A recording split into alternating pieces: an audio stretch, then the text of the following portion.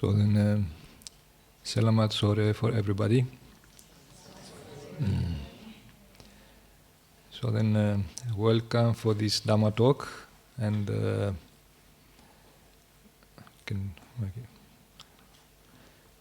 welcome for this Dhamma talk.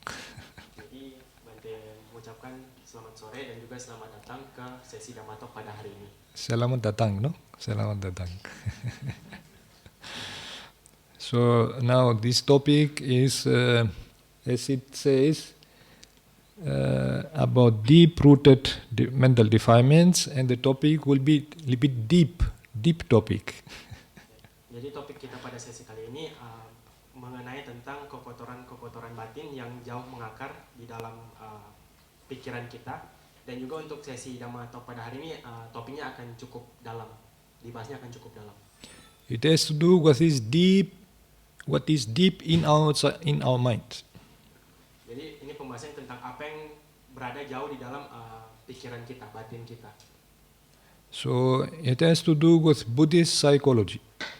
Dan topik ini ada berkaitan dengan psikologi dari sisi Buddhisme.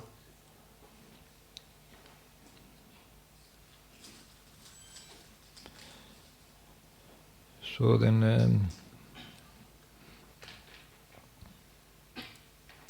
today we will give attention to the purification of our mind and how to eradicate deep-rooted defilements which defile and pollute our mind.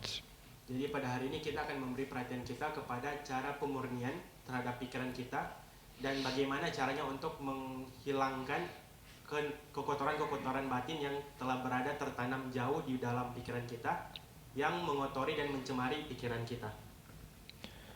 So proper meditation practice is very important in order to suppress the deep-rooted defilements through concentration, samadhi, and even eradicate them through insight, vipassana meditation. Jadi praktik meditasi yang layak atau yang sesuai ini sangatlah penting untuk menekan kekotoran-kekotoran batin yang ada jauh di dalam pikiran kita melalui praktek konsentrasi atau samadhi, atau bahkan bisa juga menghilangkan mereka secara sepenuhnya melalui praktik vipassana atau melihat ke dalam. So when we practice proper meditation, we can achieve high degrees of concentration through which we can attain jhanas and suppress these defilements. Jadi ketika kita mempraktikkan meditasi yang sesuai, meditasi yang baik, kita bisa mencapai tingkat konsentrasi yang tinggi, di mana dengan itu kita dapat memperoleh jhana dan menekan kekotoran-kekotoran batin tersebut. Or practice insight vipassana meditation, through which we can attain supramundane lokuttara states of sotapanna, sakadagami, anagami, and arahata, and thus gradually eradicate them completely.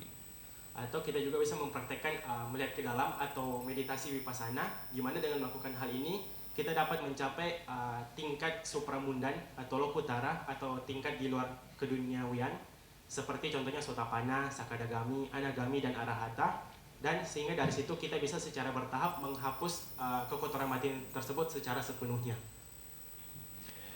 In the suttas, there are various types of defilements mentioned. Jadi di dalam sutta ada terdapat banyak jenis-jenis dari kekotoran batin yang disebut di dalamnya.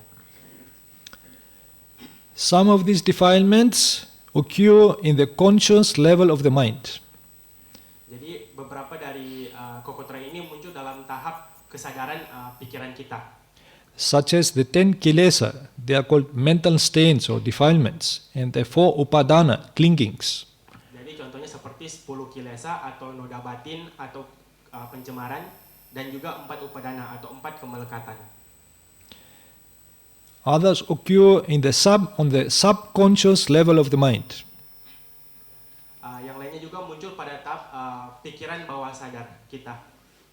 Such as the 5 nivarana, hindrances, and 7 anusaya, latent dispositions. Contohnya seperti 5 niwarana atau 5 halangan, dan juga 7 anusaya atau 7 sifat laten. Still others occur even deeper in the unconscious level of the mind. Tapi ada juga di mana kekotoran itu muncul jauh di dalam di tingkat pikiran yang tidak kita sadari. Such as the 4 yogas, the mental bonds, 4 ogas, the mental flows, 4 gandhas, as called the mental knots, and 10 sanyojana, mental fetters, and 4 asavas, they are called mental corruptions.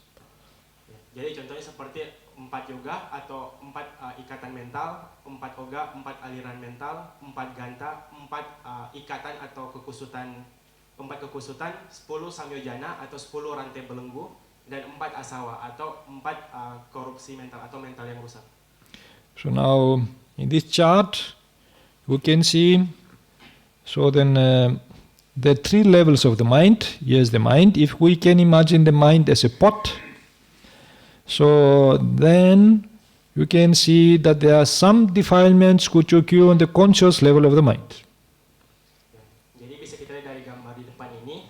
Jadi ini adalah penggambaran dari pikiran kita, di mana ada tiga tahap pikiran kita, 3 tingkatan, yaitu pikiran yang sadar, pikiran bawah sadar, dan pikiran yang tidak sadar. Di mana di ketiga tingkatan itu ada jenis-jenis kekotoran batin di setiap 3 tingkatan itu. So the 10 kilesa and 4 upadana come on the conscious level of the mind. Jadi 10 kilesa dan 4 upadana, kekotoran dan kemelekatan itu ada di tahap pikiran yang sadar. And the 5 nivarana and 7 anusaya come on the subconscious level of the mind. 5 niwarana, 5 halangan, dan 7 anusaya atau 7 sifat laten berada di tingkat bawah sadar pikiran. The 4 yoga, the 4 oga, the 4 gandha, 10 sanyojana, and 4 asava come in the unconscious level of the mind. Sedangkan sisanya seperti 4 yoga, 4 oga, 4 ganta, 10 sanyojana, dan 4 asava berada di tingkat pikiran yang tidak kita sadari. So, out of all these types of defilements, it is the asava, mental corruptions, that exist at the deepest and most fundamental level of the mind. Jadi di antara semua kekotoran-kekotoran batin ini, asawa atau kerusakan mental adalah tipe yang muncul di kesadaran paling dalam dan paling mendasar dari batin kita. So asava are the basic defilements that maintain bondage to the round of birth and death. Jadi asawa ini adalah kekotoran paling mendasar yang memelihara ikatan kita terhadap perputaran kelahiran dan kematian. Their role is to sustain samsara. Jadi fungsi mereka adalah untuk memelihara samsara, putaran samsara.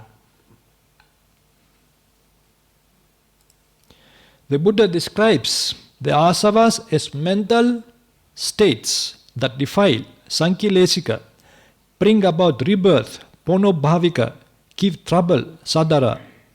Jadi Sang Buddha mendeskripsikan asawa ini sebagai kondisi mental yang tercemari atau yang kotor atau samkilesika yang membawa kelahiran kembali, ponobhavika, dan memberikan masalah atau sadara. Ripen in suffering, dukkha vipaka, and lead to future birth, aging, and death. Selain itu, asawa ini juga matang pada saat penderitaan atau dukkha wipaka, dan juga membawa kita ke kelahiran, penuaan, dan kematian yang di masa yang akan datang atau ayatim jati jara marania. The most common defilement they produce is delusion, moha. Jadi kekotoran yang paling sering yang mereka buat adalah delusi atau moha atau kebodohan. That's why the Buddha says, Jadi itulah mengapa Sang Buddha mengatakan, him I call deluded who has not abandoned the asava. dialah yang saya sebut dengan tertipu, adalah dia yang belum meninggalkan asawa. And him I call not deluded who has abandoned the asava. Dan dialah yang saya panggil tidak tertipu, adalah dia yang telah meninggalkan asawa. The asava are latent in all worldlings and may arise on the surface of the mind any moment and in any place of existence. Jadi asawa ini sikapnya laten, ada di setiap semua makhluk duniawi, dan mereka akan muncul ke permukaan pikiran pada saat kapanpun dan di tempat manapun. They lie dormant in all beings from indefinite time and are regarded as strong intoxicants or drugs that infatuate beings and cause them suffering. Jadi mereka ini tertidur di dalam setiap makhluk hidup dalam waktu yang tidak ditentukan, dan juga mereka seringnya dianggap sebagai obat-obatan atau pemabuk yang dapat memabukkan makhluk-makhluk hidup dan membuat mereka sengsara. Therefore, we shall investigate the asava more closely and shall see how they operate, how they manifest, and how a person can abandon and eradicate them. Jadi oleh karena itu kita harus mempelajari asawa ini lebih dekat, dan kita juga harus melihat bagaimana cara mereka bekerja, bagaimana mereka muncul, dan bagaimana seseorang bisa meninggalkan dan menghancurkan mereka. Asava in Buddhist psychology is a term for certain specified ideas which intoxicate the mind, bemuddle it, stupefy it, produce false feelings of pleasure, confuse it, so that it cannot rise to higher levels of understanding and wisdom. Jadi asawa ini dalam psikologi Buddhis adalah sebuah sebutan untuk ide-ide spesifik tertentu yang memabukkan pikiran kita, yaitu seperti membingungkan, membodoh-bodohi, dan memproduksi pikiran sensasi kesenangan yang salah, dan juga membingungkan pikiran kita, sehingga batin kita ini atau pikiran kita ini tidak bisa naik ke tingkat pemahaman dan tingkat kebijaksanaan yang lebih tinggi. We shall call the asava mental corruptions. Jadi inilah kita harus menyebut asawa ini sebagai perusakan mental, perusakan pikiran kita. There are 4 asava. Jadi ada 4 macam asawa. The asava of sensuality or attachment to sensual pleasures, called kama asava. Yang pertama adalah asawa tentang sensualitas atau kemelekatan terhadap kesenangan-kesenangan sensual. The asava of attachment to existence, bhava asava. Yang kedua adalah asawa tentang kemelekatan terhadap kehadiran atau keberadaan kita. The asava of speculative views, ditta asava. Yang ketiga adalah asawa tentang pandangan-pandangan yang spekulatif. And the asava of ignorance, avidya asava. Dan keempat adalah asawa tentang kebodohan atau ketidaktahuan. The Buddhas, Pacceka Buddhas and Arahats are called asava free, keen asava, because they eradicated the asava. Jadi para Buddha, para Pacceka Buddha, dan para Arahata, semuanya mereka ini disebut dengan kinasawa atau terbebas dari asawa, karena mereka telah menghancurkan asawa ini.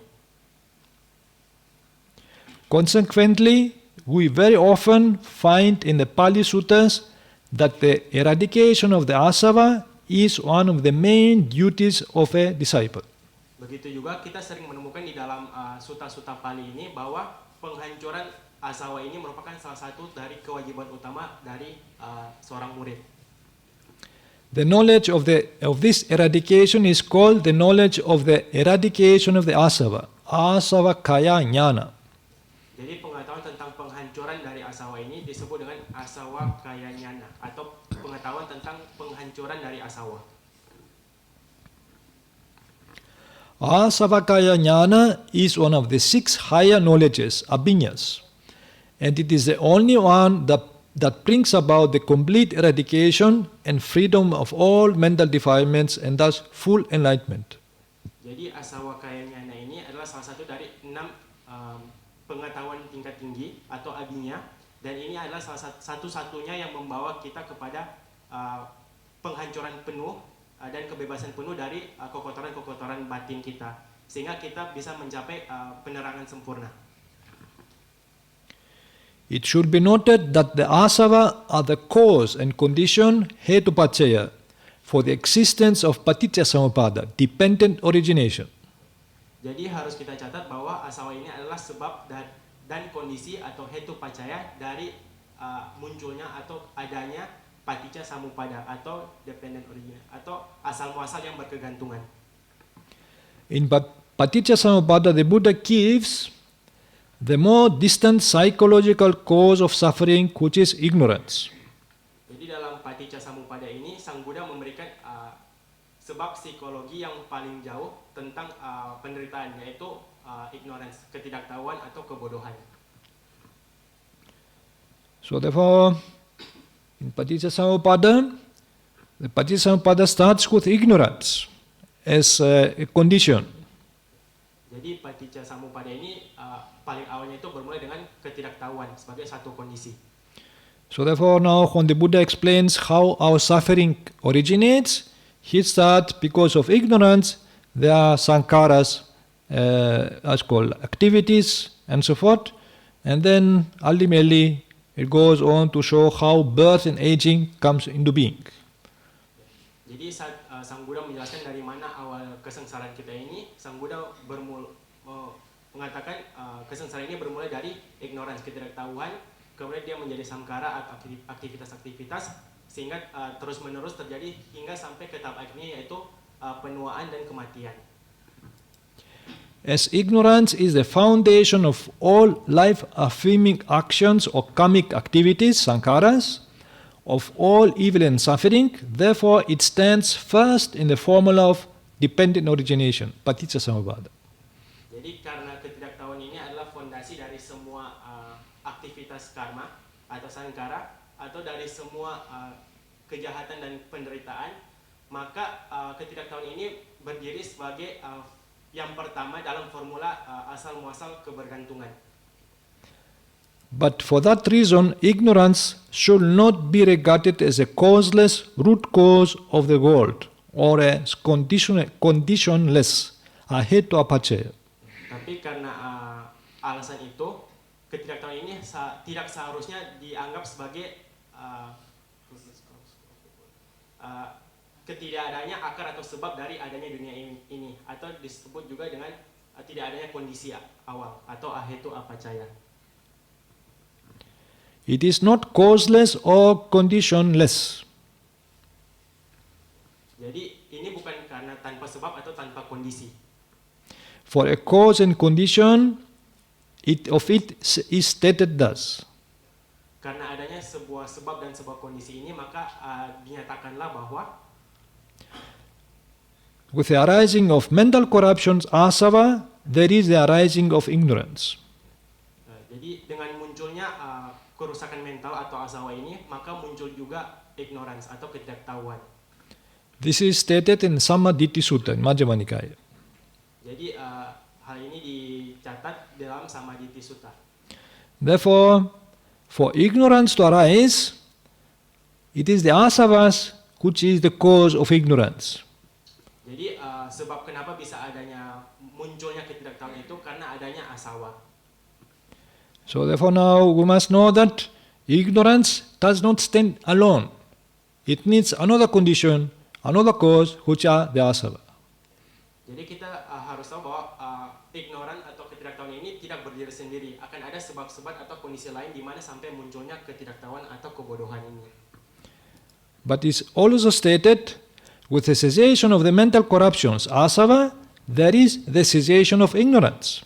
Tapi ada juga tertulis, dengan lenyapnya kerusakan mental atau asawa ini, maka akan lenyap juga ketidaktahuan atau kebodohan dari ignoran ini. Here we have, that means when the asavas, the cessation of the asavas occurs, then also the cessation of ignorance occurs. Ya, jadi bisa dilihat seperti digambar. Jadi jika asawa ini lenyap, maka tahap awal dari gambar ini, yaitu ketidaktahuan pun akan lenyap. So therefore, you must understand that asavas play a role for ignorance to exist or to not exist. Jadi harus kita sadari bahwa asawa ini memiliki peran yang dimana bisa membuat ketidaktahuan ini muncul atau tidak muncul. Again, the mental corruptions, asava, should not be regarded as causeless or conditionless, aheto apacaya.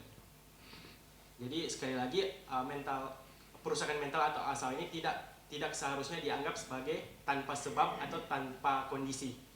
For a cause and condition of them is stated thus. Karena sebuah sebab dan sebuah kondisi terhadap asawa ini telah dicatat. It says, with the arising of ignorance, there is the arising of mental corruption, asava. Jadi yang dicatat adalah dengan munculnya ketidaktahuan atau kebodohan, maka akan muncul juga kerusakan mental atau asawa. Here therefore, you can see that ignorance is a cause for the asava also. Jadi dengan dari pernyataan itu bisa juga kita sebutkan bahwa ketidaktahuan ini atau kebodohan ini adalah juga sebab dari munculnya asawa. Okay. So, but it is also stated, with the cessation of ignorance, there is a cessation of mental corruptions, the asava. Tapi ada juga dinyatakan bahwa dengan lenyapnya kebodohan, maka ada juga kelenyapan dari perusakan mental itu. Therefore, we have, if ignorance ceases, the cessation of ignorance causes the cessation of the asava also. Jadi jika kebodohan ini lenyap, maka asawa ini juga akan lenyap. How that happens? Jadi bagaimana itu bisa terjadi? It should be noted that while the asava are a condition for ignorance, ignorance in turn is a condition for the asava. Jadi harus dicatat di sini bahwa walaupun asawa ini adalah sebuah kondisi untuk munculnya kebodohan, tetapi pada saat itu juga kebodohan juga merupakan sebuah kondisi di mana adanya asawa. This is called in Abhidhamma anyamanya paccaya. Anyamanya paccaya. So that means a mutual condition. Jadi dalam Abhidhamma ini disebut dengan anyamanya paccaya atau kondisi yang sama, seiringan. One condition influences condition A influences condition B, and condition B influences condition A. Jadi seperti kondisi A memberikan suatu efek tertentu kepada kondisi B, begitu juga kondisi B juga memberikan efek terhadap kondisi A. In this way, we have asava condition ignorance, and ignorance conditions asava. Jadi seperti di gambar ini, asawa ini bisa mengkondisikan kebodohan, tetapi juga kebodohan juga bisa mengkondisikan asawa. Again, while ignorance is a condition for the asava, which include the asava of ignorance, avijjasava, are in turn a condition for ignorance. Jadi sekali lagi, walaupun kebodohan ini adalah sebuah kondisi untuk adanya asawa, tetapi dalam asawa yang juga di dalamnya terdapat asawa kebodohan, adalah juga sebuah kondisi untuk adanya kebodohan itu sendiri. This way we have ignorance conditions asava, and asava condition ignorance. Jadi sama seperti di gambar, yaitu kebodohan mengkondisikan adanya asawa, dan begitu juga asawa mengkondisikan munculnya kebodohan. This is called in Buddhism the theory of relativity. Jadi dalam ilmu Buddhisme ini disebut dengan teori relativitas. So, before the theory of relativity, scientists thought everything is fixed according to certain laws. Jadi sebelum adanya teori relativitas dari sains ini, para saintis berpikir bahwa semua kondisi ini sudah ada ketetapannya sesuai dengan hukum-hukum alam yang berlaku. So after Einstein came, he showed that is not so. Everything is relative to each other. These laws depend on other laws in order to exist. Tetapi setelah Albert Einstein datang dan mempelajari teori relativitas ini, Albert menyatakan bahwa tidak semuanya begitu. Semua hukum-hukum ini saling berkegantungan, yang mana bisa memberikan kondisi yang berbeda terhadap kondisi-kondisi lainnya. In this way, now in Paticcasamuppada we have ignorance. This ignorance does not exist alone. It has to be supported by other conditions, by asavas. Jadi dalam Paticcasamuppada ini, walaupun adanya kebodohan ini, ignoran ini, tapi dia tidak berdiri sendiri. Untuk adanya kebodohan ini dibutuhkan kondisi-kondisi lainnya yang menopang adanya munculnya kebodohan ini. And the same way, asavas can't exist alone, should be supported from ignorance. Begitu juga dengan munculnya asawa ini tidak muncul dengan sendirinya. Akan ada kondisi-kondisi di mana yang bisa menopang munculnya asawa ini. Seperti contohnya itu kebodohan itu. Therefore, you can see the relation here, the relativity of conditions. Jadi kita bisa lihat hubungannya di sini, bisa juga kita lihat relativitas dari antara kedua kondisi ini. So, in the the Majjhima Nikaya commentary says that this conditioning of ignorance by ignorance should be understood to mean that the ignorance of any one existence is conditioned by the ignorance or in the preceding existence. Jadi dalam komentar di sini, jadi pengkondisian dari kebodohan oleh kebodohan ini harus bisa dimengerti bahwa kebodohan yang ada ini adalah hasil dari kondisi kebodohan sebelumnya. That means that the ignorance of this life is conditioned by the ignorance of our previous life.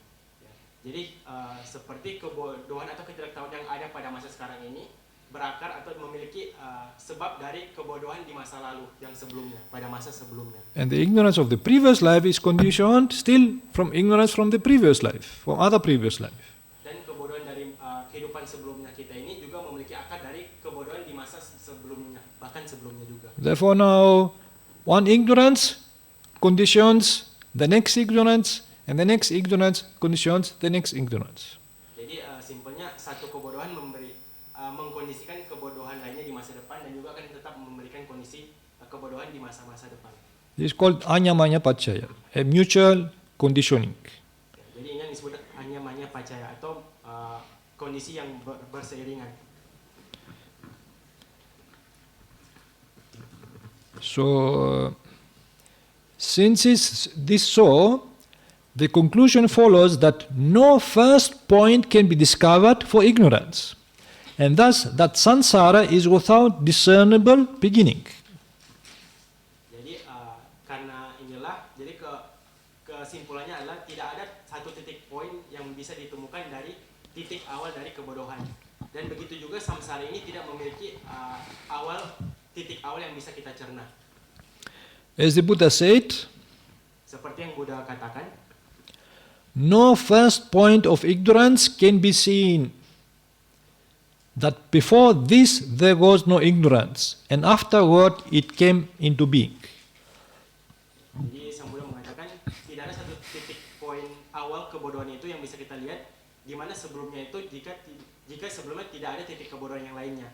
Jadi harus ada titik kebodohan pada masa sebelumnya, di mana habis itu akan mengkondisikan kebodohan di masa selanjutnya. But it can be seen that ignorance has a specific condition. Tapi bisa kita lihat bahwa kebodohan ini memiliki suatu kondisi yang tertentu, suatu kondisi spesifik. So now if we see ignorance in past life, so then you can see, there is something more to see. And something more, something more, something more. And there is no end. It's going on. You can't see where it started, what is the first point. Jadi misalnya seperti juga kita melihat pada masa lalu, ada suatu kebodohan di masa lalu, maka kita akan menyadari akan ada lebih yang bisa kita lihat, dan akan ada lebih lagi yang bisa kita lihat, dan akan ada lebih lagi dan lebih lagi. Jadi itu akan terjadi terus menerus, tidak ada titik awal di mana itu semua bermula. But the Buddha says, although you can't see this point, you can see that ignorance has specific conditions. That means this ignorance does not exist by itself. It's not absolute. It depends on other conditions to exist. This is for sure. Tapi Buddha juga mengatakan walaupun kita tidak bisa melihat titik awalnya itu, tetapi kita bisa melihat ada kondisi tertentu yang menopang sehingga munculnya kebodohan ini. Jadi kebodohan ini tidak berdiri sendiri. Dia membutuhkan suatu kondisi tertentu yang menopang dia untuk muncul. I will give you an example. Now here in Jakarta, we have, let's say, some place, a mango tree. Jadi Bante akan memberikan contoh, misalnya di tempat ini, misalnya di Jakarta, kita bisa melihat di suatu tempat ada pohon mangga. Did you have seen mango trees in Jakarta? Kita pernah lihat pohon mangga di Jakarta? How many? Many. So if we ask, which was the very first mango tree appeared in planet Earth? Which was the one? The very first mango tree in the world? If you ask this question, can we find the first mango tree which it appeared in the world? Jadi jika kita kemudian bertanya setelah melihat pohon mangga itu, yang manakah pohon mangga paling pertama muncul di bumi ini? Apakah kita bisa memilih atau menemukan pohon mangga pertama di bumi ini. So can you see that this tree, which is like say in a park in Indonesia, this is the tree of this tree, and this is the tree from the other tree, from the other tree, and then to find ultimately what is the first mango tree in the world. Can we find it like that? Jadi misalnya seperti jika kita berada di taman, kemudian kita ingin mencari asal pohon mangga paling pertama di bumi ini, maka kita harus mencari dari satu pohon, kemudian kita pelajari, pindah ke pohon lainnya, terus menerus seperti itu. So then any botanist, he will tell you is useless search. Jadi jika kita berpikir seperti itu, para ahli tanaman atau botanis akan mengatakan bahwa itu adalah suatu usaha yang sia-sia. It's called, you can't find the place, the first place where a mango tree appeared. Karena kita tidak bisa menemukan di mana letak atau titik pasti di mana pohon mangga pertama itu muncul di dunia. So then, but we know for sure one thing. Tapi satu hal yang kita tahu dengan pasti, So for a mango tree to appear, there should be conditions there. jadi untuk sebuah pohon mangga bisa tumbuh atau muncul dibutuhkan suatu kondisi-kondisi spesifik tertentu. If we plant this mango tree in Siberia, it's not going to grow. Jadi misalnya jika kita menanam pohon mangga di negara Siberia, pohon itu tidak akan tumbuh. Why? Because there are no conditions there. It's too cold. It can't survive. Kenapa? Karena kondisi di Siberia itu tidak menopang tumbuhnya pohon ini, karena terlalu dingin. Jadi pohon ini tidak akan tumbuh. It will die out. Pohon mangga yang ditanam ini malah akan mati. So, but if we plant in certain countries, okay, not all countries in the world, there are certain countries of the world, if you plant this mango tree, you can say, oh, it grows, it gives very big fruits. Tetapi jika kita tanam pohon mangga ini di beberapa negara, tidak di semua negara, tapi hanya beberapa negara spesifik, maka kita bisa melihat tanaman mangga ini akan bertumbuh dengan baik dan mengeluarkan buah yang besar. Why it grows? Because there are conditions. Kenapa pohon mangga ini bisa bertumbuh? Karena dia memiliki kondisi-kondisi yang menopang. The same way we understand that wherever in the world this mango tree appeared, there should be right conditions for it to appear.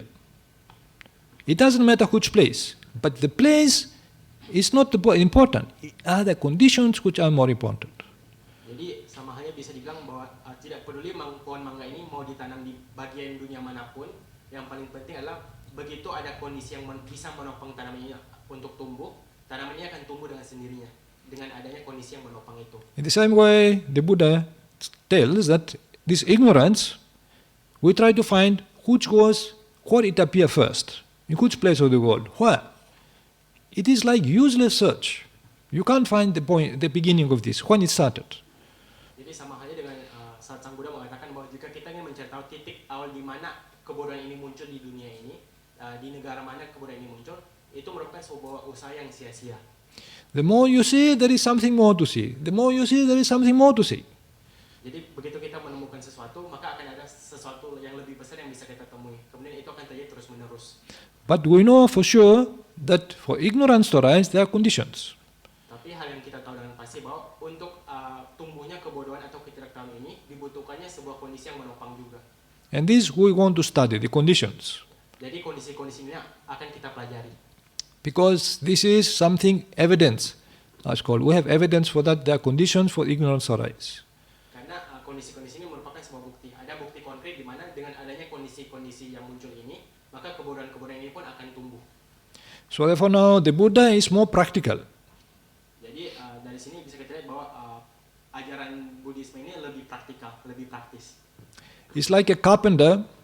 If he sees, for example, mango tree, so he can cut it, for example, and take furniture, make a chair, make a bed, make other furniture and so forth for people to use. Jadi ibaratnya seperti seorang pemotong kayu di mana saat dia ingin memotong kayu atau memotong kayu dari pohon mangga ini, dia bisa mengubah kayu ini menjadi furnitur yang berguna untuk manusia, menjadi meja, menjadi kursi dan lain-lainnya. He does not speculate, oh, what is the father of this mango tree, what is the grandfather of this mango tree, and where this mango tree appeared first in the world. Tetapi tukang pemotong kayu ini tidak berpikir siapa ibu dari pohon ini, siapa ayah dari pohon ini, siapa nenek kakeknya, dari mana pohon ini berasal paling pertama. So in the same way now, we have ignorance here. We must know what is ignorance. What can we do with this ignorance and so forth. how we can actually, if it is poisonous for us, how we can remove it from our mind. Jadi untuk kasus kita di sini kita tahu bahwa ada yang namanya ketidaktahuan atau kebodohan. Jadi kita harus pelajari apakah kebodohan ini, apakah dia merusak atau tidak. Kalaupun dia merusak atau dia beracun, bagaimana cara kita membuang kebodohan ini. What it existed millions of years ago, it is irrelevant. It exists now, and we must know if it is poisonous for us, how to remove it. Jadi perihal kebodohan ini sudah muncul berjuta-juta tahun lalunya itu tidak penting, tidak masalah. Yang masalah sekarang adalah kebodohan ini tetap ada di masa sekarang dan bagaimana cara kita membuang kebodohan ini karena kebodohan ini beracun untuk batin kita. Therefore, it is useless to search when this ignorance, to find the first point of ignorance when it started. Jadi merupakan suatu hal yang sia-sia jika kita ingin mencari tahu di mana titik awal munculnya kebodohan ini. So now, the Buddha says about this first point of the first point beginning of ignorance. He says also the same about craving for existence, bhava tanha. Jadi apa yang Sang Buddha katakan tentang titik awal kebodohan juga, Sang Buddha juga mengatakan hal yang sama terhadap kemauan keras atau kemauan kuat terhadap adanya keberadaan. He tells this samsara is without discoverable beginning. Jadi Sang Buddha mengatakan bahwa samsara ini tidak memiliki awal yang bisa kita temukan. No first point can be seen of beings roaming and wandering on, hindered by ignorance and fettered by craving. Jadi tidak ada titik poin awal yang bisa kita lihat di mana para makhluk-makhluk berjalan atau mengitari dunia ini yang tidak terhalangi oleh kebodohan atau terpasung oleh keinginan kuat, kemauan. In this way, craving and ignorance are called the outstanding causes of karma that lead to unhappy and happy destinies. Jadi karena ini bisa kita sebut bahwa craving atau kemauan kuat dan juga kebodohan adalah sebab-sebab paling luar biasa dari karma yang bisa membawa kita ke takdir atau nasib yang berbahagia atau nasib yang tidak berbahagia. And the way leading to the cessation of ignorance is just this noble eightfold path, that is right view, right consideration. Jadi jalan yang membawa kita dari kelenyapan dari kebodohan ini adalah jalan mulia berunsur 8, yaitu pandangan benar dan juga konsentrasi benar. So, okay, now you know this, no? So then, the noble eightfold path. So this is also we have seen maybe several times about the noble eightfold path, which starts with right view. So this is how the Buddha explains the noble eightfold path, how we should meditate in order with right mindfulness, right concentration, in order to eradicate these defilements and to eradicate ignorance. Jadi kita sudah terbiasa mengetahui tentang jalan mulia berunsur 8 ini. Kemudian Sang Buddha menjelaskan di dalam jalan mulia berunsur 8 ini ada 2 poin, yaitu pemikiran yang benar dan juga konsentrasi yang benar yang dapat membantu kita untuk melenyapkan sepenuhnya dari noda-noda kekotoran batin dan juga kebodohan-kebodohan batin. So, but as the topic for today is about the asava, we all concentrate, give more attention. What is the meaning of asava? Tapi karena topik kita pada hari ini lebih mengacu kepada asawa, maka kita akan lebih mempelajari, mengetahui tentang apa itu asawa. Kenapa namanya asawa? So, asava is a metaphorical term. Now, if you go linguistic, and linguistics, asava is a metaphorical term probably borrowed from the Ayurvedic medicine in India. Jadi sekarang kita akan memeriksa apa arti dari asawa. Kalau dari segi pelajaran bahasa, asawa ini merupakan sebuah sebutan metafor untuk yang kemungkinan dipinjam dari pengobatan Ayurveda di India. So, in Indian medicine, the word asava, it is used very often, and we will understand how the Buddha used the same word to describe these defilements which we have inside us. Jadi dalam pengobatan Ayurveda ini, sebutan asawa ini sering sekali disebutkan dalam metode pengobatan di India ini. Maka kita akan mencari tahu sekarang apa hubungan dari asawa di pengobatan Ayurveda ini dengan asawa yang dimaksud dengan Sang Buddha dalam konteks kekotoran batin kita. Now, in Ayurvedic medicine, asava are liquid preparations containing self-generated alcohol. Jadi dalam pengobatan Ayurveda ini, asawa ini adalah sebuah cairan persiapan yang mengandung alkohol yang dimunculkan sendiri, yang muncul dengan sendirinya. They contain water-soluble as well as alcohol-soluble substances of herbs and drugs. Jadi cairan ini mengandung larutan air dan juga larutan dari alkohol yang berasal dari bahan dasar tanaman-tanaman dan juga obat-obatan. The main ingredients for the production of Indian asava are plants, fruits, roots, extracts of fruits, leaves, and barks, etc. Jadi bahan-bahan dasar atau resep-resep dasar dari pembuatan asawa India ini adalah tanaman-tanaman, buah-buahan, rerumputan, ekstrak dari akar-akaran, dedaunan dan juga kulit pohon dan juga lain-lainnya. Though these ingredients are subjected to fermentation in pots for long periods of time with certain quantity of water. Jadi resep atau bahan-bahan dasar ini kemudian difermentasikan di dalam sebuah pot dalam jumlah waktu yang lama dengan juga jumlah kuantiti air yang sesuai. Sugar, honey or jaggery are the other ingredients to be added after the full fermentation. Jadi setelah proses fermentasi tersebut telah selesai, baru biasanya ditambahkan gula, madu atau gula merah. So after the fermentation, this is the end product, the liquid. Jadi setelah selesai proses fermentasinya, cairan seperti inilah yang keluar. So such asava, though used as drugs, are actually like wines with an instantaneous intoxicating effect if the dose is exceeded. Ya, jadi asawa semacam ini walaupun kita disebut sebagai obat-obatan, tetapi sebenarnya adalah minuman anggur yang memiliki efek memabukkan secara instan jika dosis yang diambil itu melampaui dosis umumnya. So now here we have another also that's called. There is another also intoxicating medicines called arishta. Therefore, asava and arishta very famous in Indian medicine. And it says here, medicine preparation involves fermentation.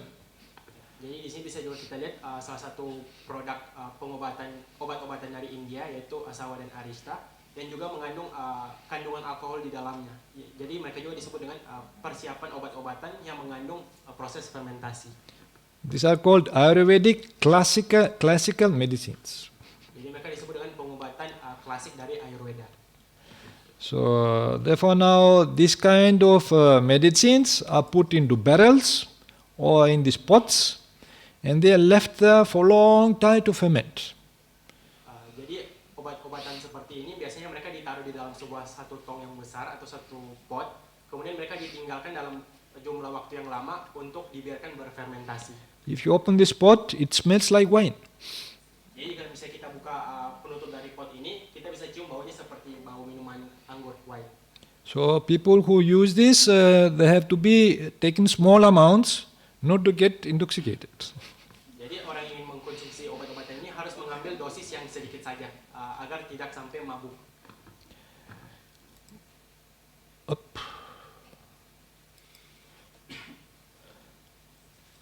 Moreover, in India, spirits, wines, liquors, etc., which have been stored and fermented for a long period, are also called asava. Ya. Selain itu juga di India, minuman-minuman keras yang mengandung alkohol tinggi yang juga disimpan dan dibiarkan berfermentasi dalam waktu yang lama juga disebut dengan asava. In this context, the category of mental defilements which ferment in the mind and intoxicate it or dilute it are resembled to the Indian asava that are fermented for a long time. Jadi dalam konteks yang sama, yaitu kategori-kategori dari kekotoran mental yang telah berdiam diri atau berfermentasi di dalam pikiran kita dan membabukkan atau membingungkan atau menipu batin kita ini serupa dengan asawa India ini yang juga difermentasi dalam jumlah waktu yang lama. Therefore, in our mind, a similar fermentation takes place. Jadi dalam pikiran kita proses fermentasi yang sama juga terjadi. And if those Indian asava are called asava for their long storage, fermentation, and intoxicating effect, then the mental defilements existing at the deepest and most fundamental level of the mind, which lie dormant in all beings for indefinite time in samsara, deserve the same name, that is asava. Jadi jika asawa India ini juga disebut asawa karena penyimpanan mereka yang lama, proses fermentasinya, dan juga efeknya yang memabukkan, maka kekotoran-kekotoran batin yang muncul, yang berada di level terdalam pikiran batin kita, dan juga yang paling basic, paling mendasar di dalam pikiran kita, yang juga tertidur atau terfermentasi di dalam semua makhluk ini juga, dalam jumlah waktu yang tidak ditentukan, di dalam perputaran roda samsara ini juga pantas mendapatkan nama asawa itu. The Buddha used therefore this metaphorical term of asava because a similar fermentation process occurs in the mind. Jadi oleh karena itu Sang Buddha juga menggunakan sebutan metafor dari asawa ini karena juga karena proses fermentasi yang sama juga sedang terjadi di dalam pikiran kita. Now in the Indian asavas they put ingredients in order to fermentation to take place. But what is the ingredients in our mind for fermentation? Jadi tadi di asawa ini kita dibutuhkan resep-resep atau bahan-bahan agar terjadi proses fermentasi seperti dedaunan, akar-akaran tadi. Tetapi dalam konteks pikiran kita, apakah bahan-bahan tersebut?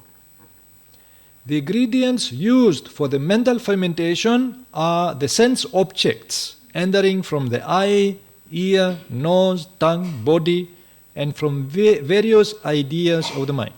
Jadi bahan-bahan yang digunakan untuk fermentasi mental atau pikiran kita adalah objek indriawi yang masuk dari mata, telinga, hidung, lidah, tubuh, dan juga dari berbagai pemikiran-pemikiran ide dari pikiran kita. Here we have through the eye. It is called in Buddhist term dwara. It is a door.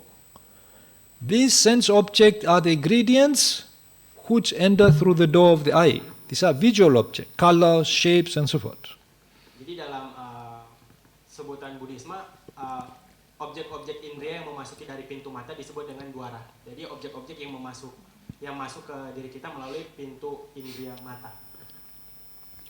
So in the same way, we have the door of the ear, and there are sounds entering through the door of the ear inside the mind. Begitu halnya juga dengan objek-objek indria yang masuk melalui pintu telinga, yaitu seperti suara-suara.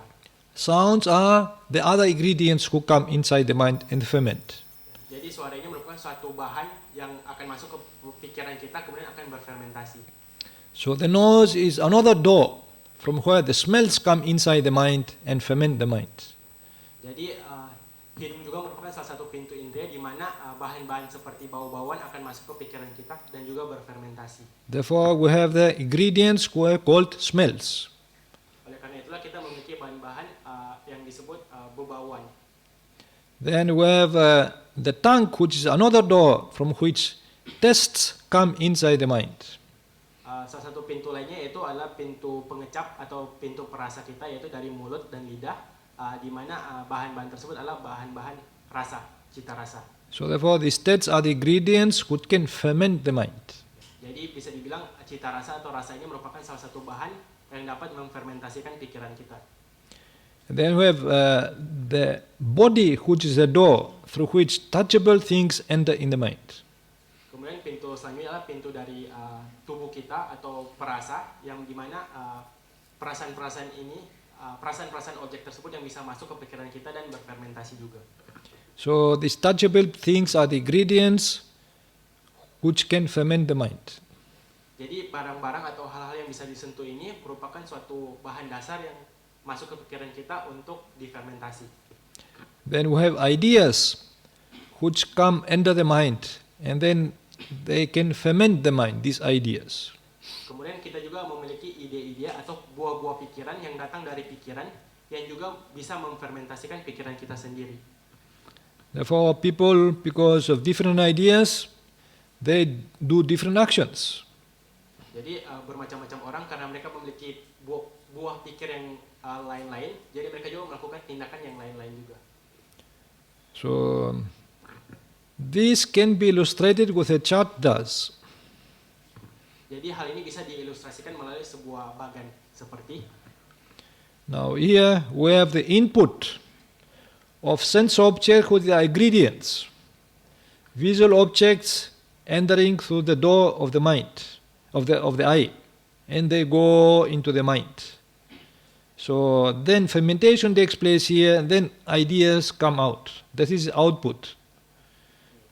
Jadi kita bisa lihat dari bagan ini diilustrasikan bahwa objek indera ini seperti misalnya dari mata, itu objek-objek visual masuk melalui pintu mata. Kemudian dari pintu mata dia akan masuk ke pikiran kita, kemudian pikiran kita akan berfermentasi dan dari situ output yang keluar adalah ide-ide atau buah pikir. Sounds enter the mind through the door of the ear, and then they come into the mind, and then they ferment here, and then ideas come out, which is the output. Sama halnya juga dengan suara-suara, dia masuk melalui pintu telinga, kemudian dari pintu telinga dia akan menuju ke pikiran kita, difermentasikan, dan yang keluar adalah buah pikiran. So smells enter the mind through the nose, through the door of the nose, and they come into the mind. A fermentation takes place here, and then ideas come out because of the smells. Begitu juga bebauan masuk ke pikiran melalui pintu indera hidung, kemudian setelah masuk di pikiran itu kemudian akan difermentasi, dan yang keluar juga adalah buah pikiran atau ide-ide. So tastes enter the mind through the door of the tongue, and then they go into the mind, and fermentation takes place here, and then we have ideas about tastes. Kemudian cita rasa juga masuk melalui pintu indera lidah yang kemudian menuju ke pikiran, dan setelah pikiran itu berfermentasi keluarlah juga ide-ide atau buah pikir. And tangible objects are the ingredients which come through the door of the body. They enter to the mind, go inside the mind, the fermentation takes place, and then we get ideas about tangible objects. Begitu juga dengan objek-objek yang bisa disentuh, mereka ini masuk melalui pintu indera tubuh, sentuhan, kemudian mereka menuju ke pikiran kita, kemudian setelah pikiran kita ini berfermentasi, yang keluar juga adalah buah pikiran atau ide-ide. In this way, there is an input of such sense object in the mind. Jadi dengan cara begini ada sebuah proses masuk atau input dari berbagai macam objek-objek indera ini ke dalam pikiran kita. The ingredients are not herbs, not the Indian herbs, are the sense objects. Jadi dalam konteks ini bahan-bahan tersebut bukan dari dedaunan atau obat-obatan, tetapi adalah objek indera kita. So, and then after a mental fermentation takes place, there is an output of the intoxicating effect. Jadi setelah mental fermentasi terjadi di dalam pikiran kita, kemudian yang terjadi adalah adanya aliran keluar atau output dari efek-efek yang memabukkan. So what is the outflow? Ideas, desires, cravings, and so forth, attachments, all these are the outflow which come out. Jadi apakah hasil dari fermentasi tersebut yang keluar atau outputnya adalah ide-ide, buah pikiran, keinginan, kemelekatan, kemauan, dan sebagainya. Anger, jealousy, conceit. Begitu juga rasa marah, rasa cemburu, iri hati, rasa sombong, ingin mencurangi, dan sebagainya. Therefore, because of these ingredients, there is some fermentation taking place in our mind. Jadi karena adanya bahan-bahan yang masuk ke pikiran kita itu, maka terjadilah proses fermentasi di dalam pikiran kita. In this way now the Buddha compares the fermentation who takes place with the Indian asavas by putting in the pot all the ingredients, leaving there to ferment for a long time, and then if you drink little bit of that, if you exceed the dose, then you get intoxicated. Jadi begitulah Sang Buddha mengkomparasikan, membandingkan antara asawa yang di India itu, di mana bahan-bahan dasar tersebut dimasukkan di dalam satu pot, kemudian dibiarkan berfermentasi dalam kurun waktu yang lama. Sehingga saat sudah selesai itu, saat kita coba menyicipnya sedikit saja itu, atau jika kita melebihi dosis yang seharusnya diharuskan itu, maka efeknya akan memabukkan. So in the same way, if we visualize the mind as a pot, then you can see that all these ingredients, what we look through the eyes and so forth, sense object, they come inside the mind, stay for some time, rotate inside the mind, they get fermentation, and after we have desires, ideas, and so forth, all these kind of intoxicating effects. Jadi sama halnya dengan jika misalnya kita anggap pikiran atau batin kita ini sebagai sebuah pot di mana bahan-bahan dasar yang masuk adalah objek-objek indera seperti apa yang kita lihat, apa yang kita cium, apa yang kita rasakan sehari-hari. Kemudian mereka akan berfermentasi dalam kurun waktu yang cukup lama di dalam pikiran kita. Mereka hanya berputar-putar di dalam pikiran kita.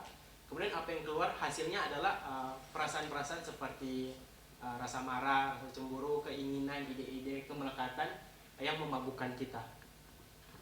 So this outflow is manifested as different kinds of mental defilements that occur at the three levels of the mind. Jadi apa yang keluar atau hasil yang keluar atau output ini bermanifestasi sebagai berbagai macam kekotoran mental yang terjadi dalam 3 tahap atau 3 level pikiran kita. So they manifest in the unconscious mind, subconscious, and conscious mind. Jadi mereka muncul di dalam 3 tingkatan pikiran kita, yaitu pikiran yang pikiran tidak sadar, pikiran bawah sadar, dan pikiran yang sadar. Now in Buddhism, for unconscious mind, we have the word bhavanga, citta. Jadi dalam Buddhisme ini, pikiran yang tidak sadar ini dalam sebutan Buddhisme disebut dengan bawangga. So for the subconscious mind, we have the what's called another term which is called anusaya or pariyotana. Sedangkan untuk pikiran bawah sadar disebut dengan anusaya Pariyotana. And the conscious mind, we have this vitikama. That means which express in the conscious mind. Dan yang sadar adalah vitikama atau sesuatu yang langsung mengekspresikan dirinya pada kesadaran kita. So then, therefore now we can see that this fermentation takes place in different degrees. According to the degrees, we define this kind of what's called defilements. We classify these defilements according to the degree of this fermentation. Jadi dari sini bisa kita lihat bahwa kekotoran-kekotoran batin ini muncul dalam tingkatan-tingkatan berbeda dari tahap pikiran kita. Jadi dari tahapan-tahapan yang berbeda ini kita juga mengklasifikasi jenis-jenis kekotoran batin itu. Here we have the classification. We have the mind, which looks like a pot ear, if we can visualize as a pot. Jadi inilah contohnya gambarannya, misalnya jika pikiran kita ini berbentuk seperti sebuah pot. So then ingredients who have stored for a long time in the mind, they are called asavas because this is actually at the bottom. Fermentation takes at the bottom of the barrel usually. In the same way, it's called fermentation takes in the bottom of the mind, which these ingredients stay for a long time, and they are called asava. Jadi bahan-bahan dasar yang tadi masuk ke pikiran kita, yaitu objek indera itu masuk ke pikiran kita ke dalam pot ini, kemudian dia berfermentasi dalam waktu yang lama. Jadi fermentasi inilah yang disebut dengan asawa. Jadi asawa ini terjadi di kesadaran paling dalam, paling mendasar di dalam pikiran kita. Sama halnya seperti asawa India ini, proses fermentasi itu umumnya terjadi di dasar tong. They are on the unconscious mind because they have stayed there for a long time. Jadi asawa ini menetap di tingkat kesadaran yang tidak kita sadari karena mereka sudah menetap di situ dalam jumlah waktu yang sangat lama. They can influence us from life to life. Jadi asawa ini yang bisa memberi efek atau menginfluence kita atau memberi jadi 4 asawa ini yang bisa mempengaruhi keputusan atau tindakan kita atau diri kita ini dari satu masa kehidupan ke masa kehidupan lainnya. So then we have the sanyojana. They are called fetters, mental fetters. Kemudian kita memiliki 10 sanyojana atau 10 rantai belenggu. These are different level of defilements. merupakan satu level sendiri yang berbeda dari kekotoran batin. And then we have the ganda, mental knots, Kemudian ada juga 4 ganta atau 4 kekusutan atau 4 simpul. and so forth. We will explain this. Just repetition, we already mentioned these things. So then ultimately now we have the unconscious mind. 1, 2, 3, 4, 5 kinds of mental defilements. Jadi Bante akan menjelaskan ini secara berurutan. Jadi yang pertama dari tahap pikiran yang tidak sadar ada 5 kekotoran, yaitu 4 yoga, 4 oga, 4 ganta, 10 sanyojana, dan 4 asawa. And the subconscious mind we have the nivarnas and anusaya, 2 kinds of defilements. Dan di tingkatan pikiran bawah sadar kita memiliki 2 macam kekotoran, yaitu 5 niwarana, 5 halangan, dan 7 anusaya, 7 sifat laten.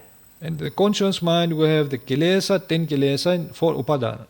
Dan dalam tingkat pikiran yang sadar kita memiliki 2 kekotoran, yaitu 10 kilesa, 10 pencemaran, dan 4 upadana, 4 kemelekatan. So therefore now in the unconscious mind we have the asava. Jadi dalam tingkat pikiran yang tidak kita sadari ini adanya asawa atau kerusakan mental. Now we call them mental corruptions, but we can tell them mental fermentations. Asawa ini bisa disebut dengan kerusakan mental, tapi kita juga bisa menyebutnya sebagai fermentasi mental. So, but if we tell mental fermentation, some people they find it strange. So therefore, we have to choose another word which called corruption. Jadi kalau kita menyebutnya dengan fermentasi mental, untuk beberapa orang mungkin dianggap aneh atau tidak normal. Jadi kita coba carikan kata yang lebih baik, yaitu kerusakan mental. So for corruption means the original form, the original ingredient has been corrupted. It has turned in different state. Ya, jadi kerusakan mental atau korupsi ini artinya adalah bahan dasar yang awalnya ini berubah bentuk atau menjadi rusak, menjadi sebuah hasil yang berbeda. So now, therefore, asavas are ingredients of sense objects that sink into the deep recesses of the mind, ferment and produce an outflow of mental defilements called asava. Jadi ini disebut dengan bahan-bahan dasar dari objek indria yang tenggelam jauh ke dalam pikiran paling dalam kita, kemudian berfermentasi dan akhirnya memproduksi atau mengeluarkan sebuah aliran keluar atau outflow atau output dari kekotoran mental. Itulah yang disebut dengan asawa. Therefore, ingredients fall into the mind, stay for a long time at the bottom of the mind. So then slowly some fermentation comes up, and this kind of fermentation is called the asavas.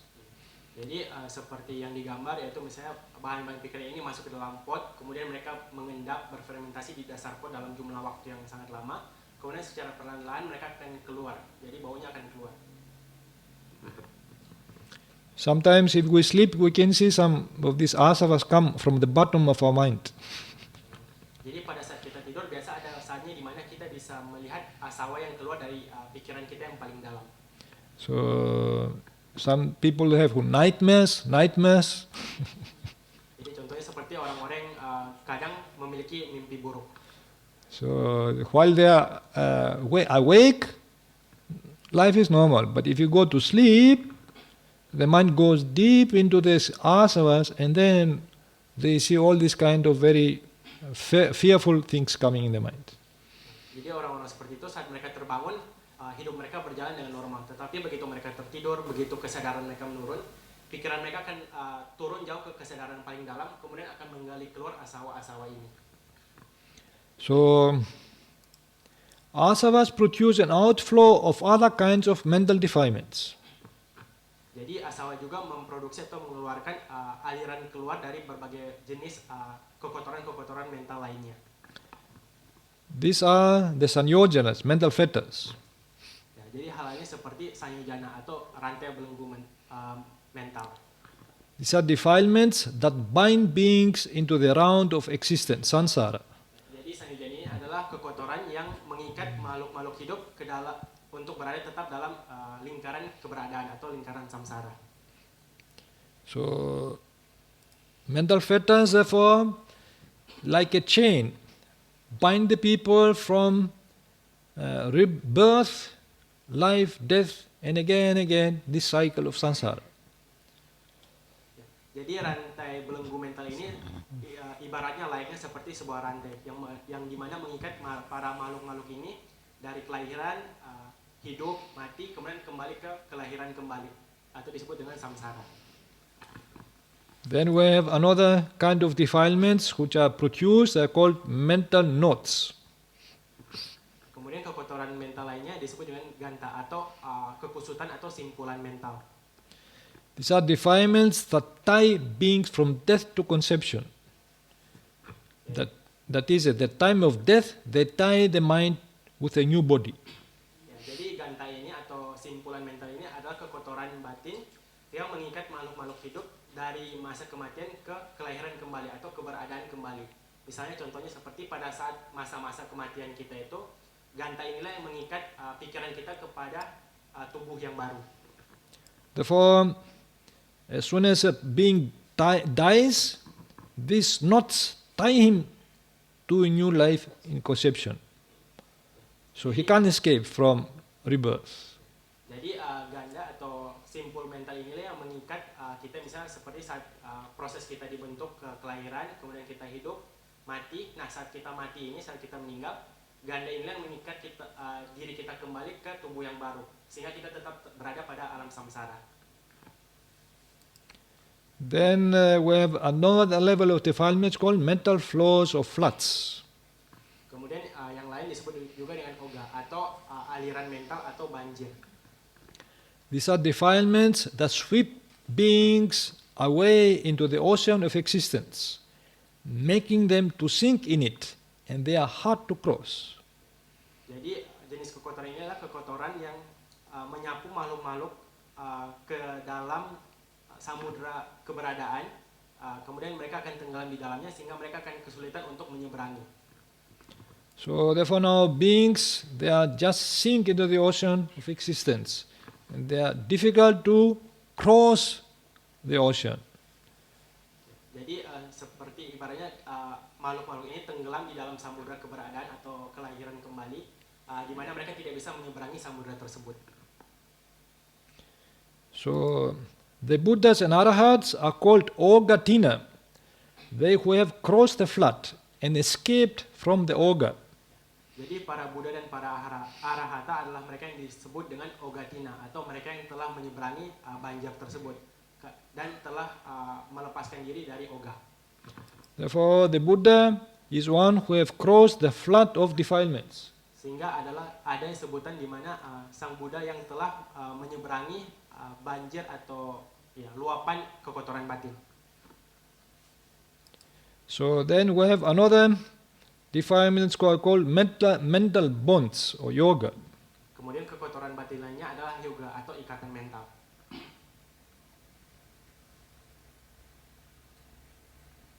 So defilements that yoke beings to suffering in samsara and do not allow them to escape. Jadi inilah kekotoran batin yang menekan makhluk-makhluk untuk tetap berada pada penderitaan di samsara dan tidak membiarkan mereka untuk terlepas dari samsara itu. So therefore now the function is to experience and sansaric suffering, to tie them in the suffering of this cycle of samsara. Jadi ikatan mental inilah yang menekan kita untuk tetap merasakan penderitaan sehingga kita akan tetap berputar-putar di alam samsara terus-menerus. So that beings can't escape from the sansaric suffering. Jadi makhluk-makhluk yang masih ada ikatan mental ini tidak akan bisa terlepas dari samsara. This is called the sansaric suffering is called the iceberg of suffering. Jadi samsara atau penderitaan samsara ini yang biasa disebut dengan penderitaan dari gunung es. Now, in the ordinary life, this is the little suffering you see in everyday life. And this is the suffering that is never talked about. Jadi ibaratnya gunung es itu, jadi penderitaan yang kita lihat dalam kehidupan sehari-hari itu hanya sedikit, hanya secuil dari ujungnya. Tetapi penderitaan yang sebenarnya terjadi, yang tidak pernah kita bicarakan itu jauh di dalam, jauh lebih besar. So now in everyday life, the little sufferings we have, the little disappointments we have. We talk about this again and again. But we can't see that we have suffered in this samsara for long periods of time. So, in the other part of the iceberg, we can't see that this suffering does not come in this life. It comes from past life also. We have suffered so much. Ya, jadi sama halnya seperti dalam kehidupan kita sehari-hari, kita tetap mengatakan berulang-ulang tentang penderitaan-penderitaan kecil yang kita alami, penderitaan kecil, kekecewaan kecil. Tetapi kita tidak pernah membahas atau menyadari tentang adanya penderitaan yang lebih besar, yaitu penderitaan tentang alam samsara, di mana kita terlahir terus-menerus. So that is because of this yoga, the mental bonds. Jadi hal ini disebabkan karena adanya kekotoran batin yoga atau ikatan mental. So now the Buddhas and Arahats have reached the supreme release from the mental bonds. This is called Anuttara Yoga Kema, which is Nibbana. Jadi para Buddha dan para Arahata ini telah mencapai pelepasan tertinggi dari ikatan mental atau Anuttara Yoga Kema, yaitu Nibbana. They've broken these bonds and they've been liberated from suffering. Jadi mereka telah melepaskan, telah merusak rantai ikatan mental ini dan mereka sepenuhnya terbebas dari penderitaan. Up to now we have explained the defilements what are the unconscious level of the mind. Jadi sejauh ini yang kekotoran batin yang telah dijelaskan sejauh ini adalah kekotoran batin yang berada di tingkat pikiran yang tidak kita sadari. Next we are going to speak about the defilements what are in the subconscious level of the mind. Selanjutnya kita akan membahas tentang kekotoran batin yang ada di tingkat pikiran bawah sadar. This is called anusaya or latent dispositions. Yang pertama adalah anusaya atau sifatnya yang laten. These are defilements that lie dormant along the mental process to which they belong. Jadi ini jenis kekotoran batin yang tertidur di sepanjang proses mental yang dimana adalah milik mereka. So they rise to the surface of the mind as obsessions whenever they meet with suitable conditions. Jadi pada umumnya mereka ini tertidur, tapi mereka akan bangkit ke permukaan pikiran sebagai sebuah obsesi-obsesi kapanpun mereka menemukan kondisi yang sesuai, kondisi yang menopang. So therefore now, whenever occasion arises, they wake up and then they torment beings and so forth. They produce a kind of obsessions which can actually cause suffering to beings. Jadi contohnya itu misalnya jika sebuah makhluk sedang mengalami suatu kondisi atau situasi tertentu, bisa saja anusaya ini tiba-tiba terbangun dan naik ke permukaan pikiran yang kemudian akan menyiksa makhluk tersebut. Now for example in meditation, if somebody does a good meditation for 1, 2, 3, 4 days, he feels so good, and so forth. Then he thinks my meditation has progressed very well. Jadi contohnya seperti jika seseorang bermeditasi selama 1 sampai 4 hari berturut-turut, dia akan merasa sangat damai dan dia akan merasa bahwa praktek meditasi ini punya kemajuan. But then, because of this anusaya, little dispositions, so again his meditation can go down. Means can deteriorate. Tetapi kemudian karena adanya sifat yang laten ini, yaitu sifat yang tiba-tiba bisa muncul ke permukaan pikiran, bisa saja praktik meditasinya tiba-tiba turun. That means there are certain habits which the mind again generates them and brings them into the surface of the mind.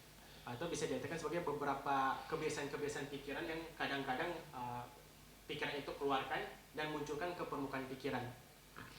And these latent dispositions are liable to arise so long as they have not been eradicated by the supramundane paths.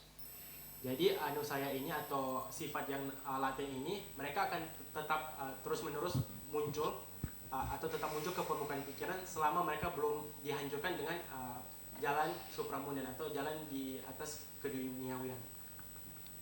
So, and then we have another defilement, subconscious mind called nivarana, mental hindrances.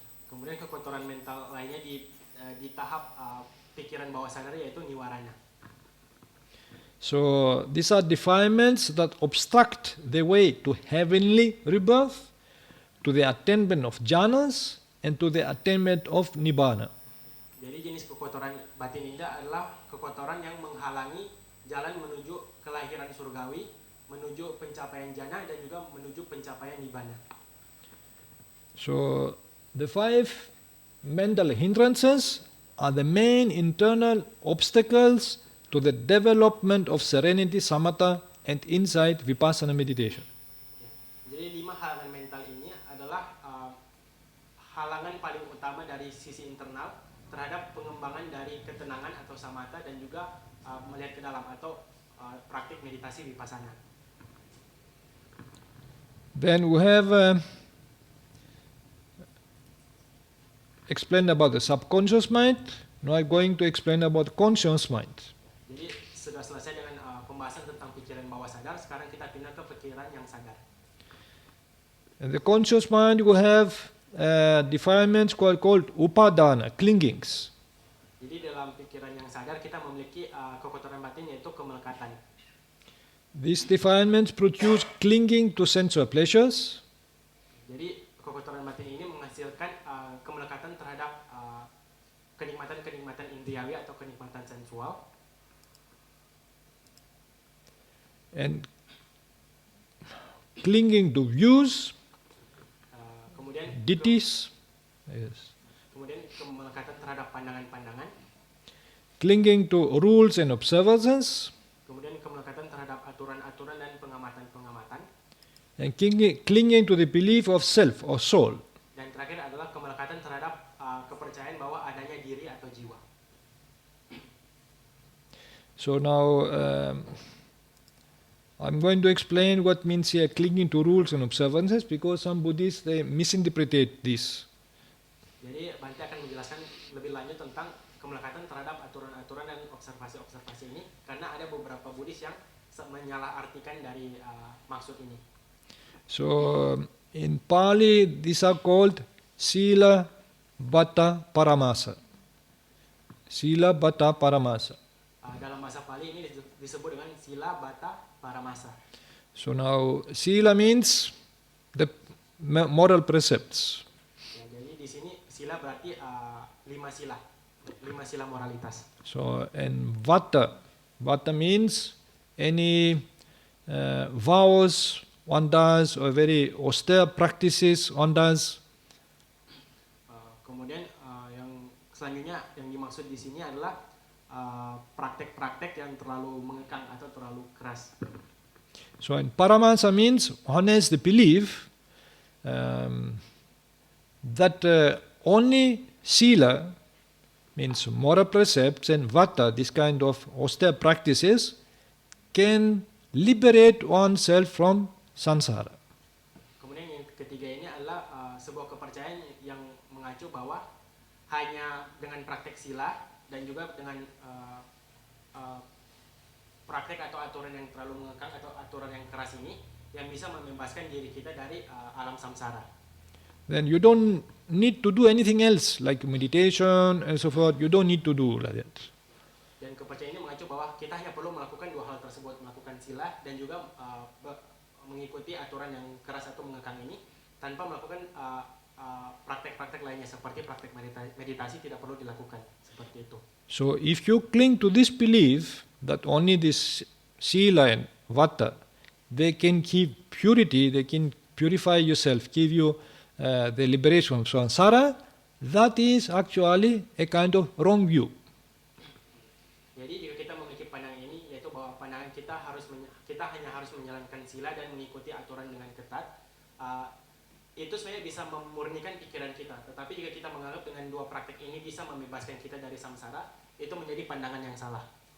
So now in Theravada Buddhism, we don't believe like that. We use sila and also other observances as a support. But we don't think that only sila and observances can lead us to liberate us from samsara. Jadi untuk kita Buddhis Theravada, kita tidak berpikiran seperti itu. Pikiran kita adalah kita menggunakan sila dan pengamatan-pengamatan ini hanya sebagai penopang kita untuk bisa terbebas dari alam samsara. Tapi itu bukan tujuan utama kita atau apa yang praktek utama kita. Therefore, in Buddhism, in Theravada Buddhism, we have sila, samadhi, and panya. So we have to develop not only sila. Sila helps, but we have to develop our samadhi. We have to develop panya in order to be liberated from samsara. Jadi karena itulah di dalam Buddhis Theravada itu ada yang namanya dengan sila, samadhi, dan panya. Tentu sila akan membantu kita, menopang kita, tetapi kita juga harus mengembangkan samadhi, konsentrasi, dan juga kita harus mengembangkan panya kita, kebijaksanaan. But if we believe that only sila can give liberation from samsara, that is called clinging to the sila, to the precept and so forth, to this belief, cling to this belief, which is wrong belief. Jadi jika kita berpikir atau mempercayai bahwa hanya silalah yang bisa membantu kita terlepas dari alam samsara ini, maka itu akan menjadi sebuah kemelekatan terhadap sila tersebut, menjadi kemelekatan terhadap aturan moralitas tersebut, dan itu akan menjadi pandangan yang salah. So therefore now some Buddhists think if they want to see the Maitreya Buddha, they practice some little dana, some sila and so forth, is good enough, you don't need to meditate. So, and then they can get liberation and so forth. Jadi mungkin ada beberapa umat yang berpikir jika ingin terbebas dari alam samsara ini, saya hanya perlu melakukan sila, berdana, membantu orang, tetapi sebenarnya tidak hanya terpaku pada kedua praktek itu. So, if you chant the name of this Buddha, the other Buddha, then you get liberation and so forth from samsara. Atau jika kita hanya dengan melafalkan nama seorang Buddha tertentu, maka kita dengan otomatis bisa terbebas dari alam samsara. So this is called sila pata paramasa. Jadi ini yang disebut dengan sila pata paramasa. So then this is called a kind of clinging to this belief, which is actually a kind of defilement.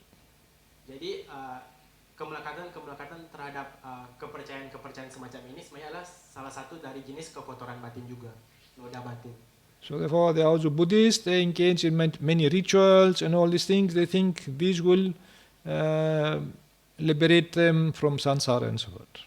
Jadi ada beberapa mungkin ada umat Buddhis yang hanya terlalu terpaku kepada ritual-ritual atau upacara-upacara di mana mereka merasa hanya dengan melaksanakan itu mereka bisa terbebas dari alam samsara. Tapi sebenarnya tidak seperti itu.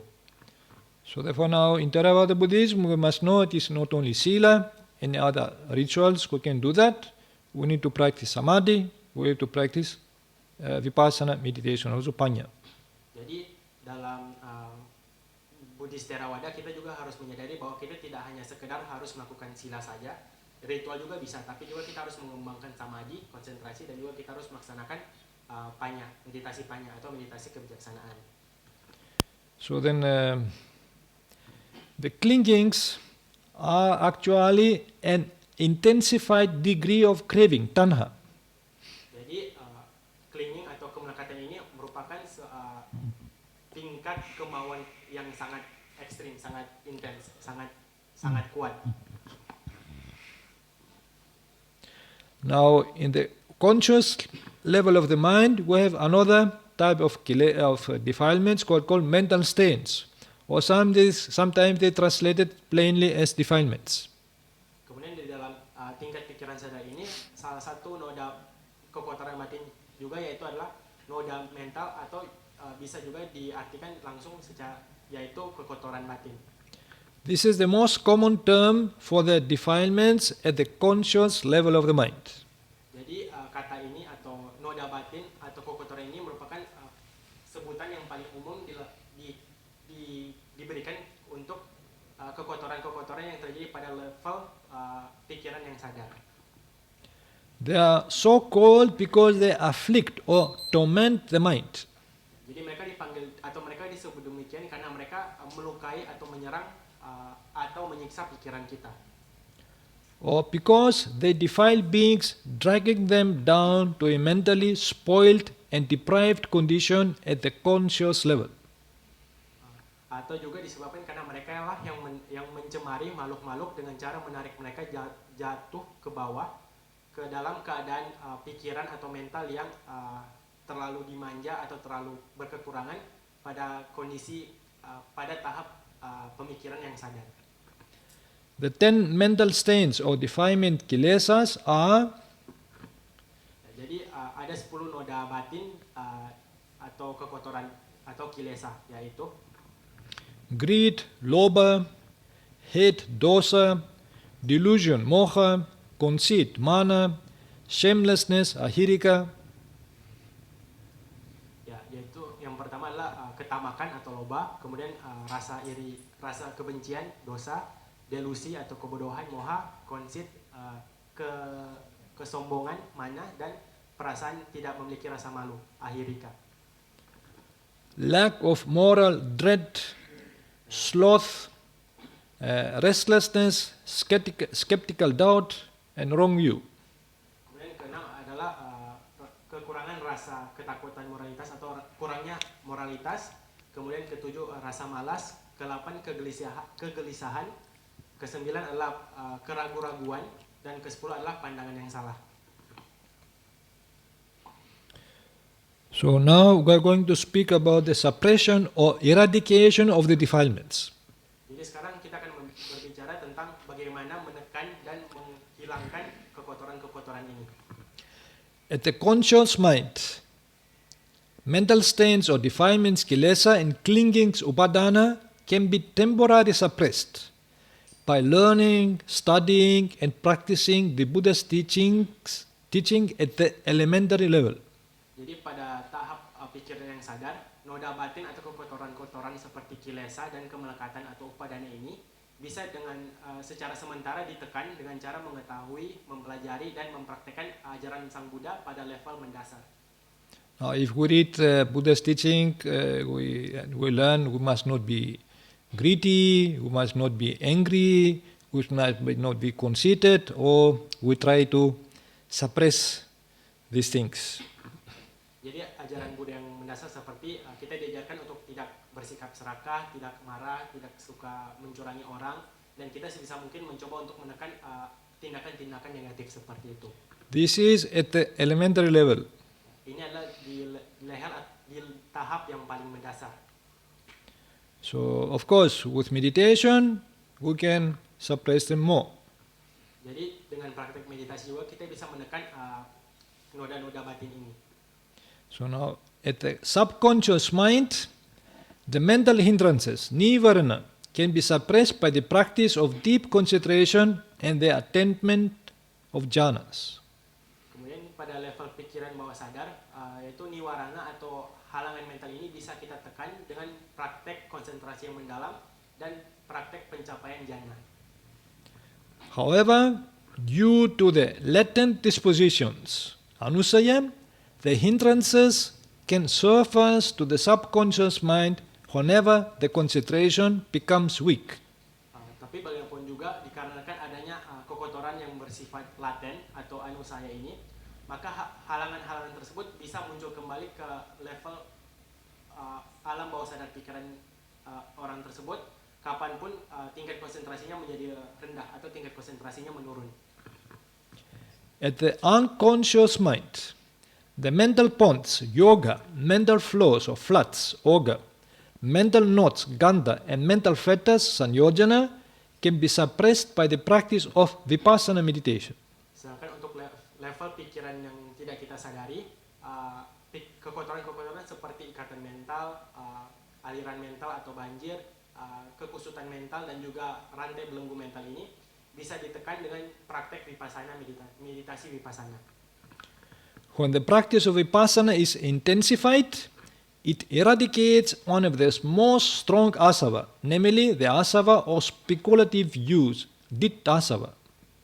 Jadi ketika praktek vipassana ini kita lakukan dengan semakin sering dan semakin kuat, praktek vipassana ini akan menghilangkan atau melenyapkan salah satu dari asawa yang paling kuat, yaitu asawa dari pandangan spekulatif atau ditthasava.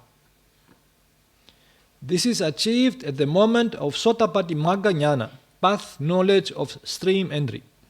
Jadi hal ini bisa dicapai pada saat Sotapati Magga Jnana atau pada saat memasuki jalan pengetahuan dari pemasuk arus. When the vipassana meditation is intensified up to the attainment of Anagami Magga Jnana, path knowledge of non-return, it eradicates the asava of sensuality, kama asava.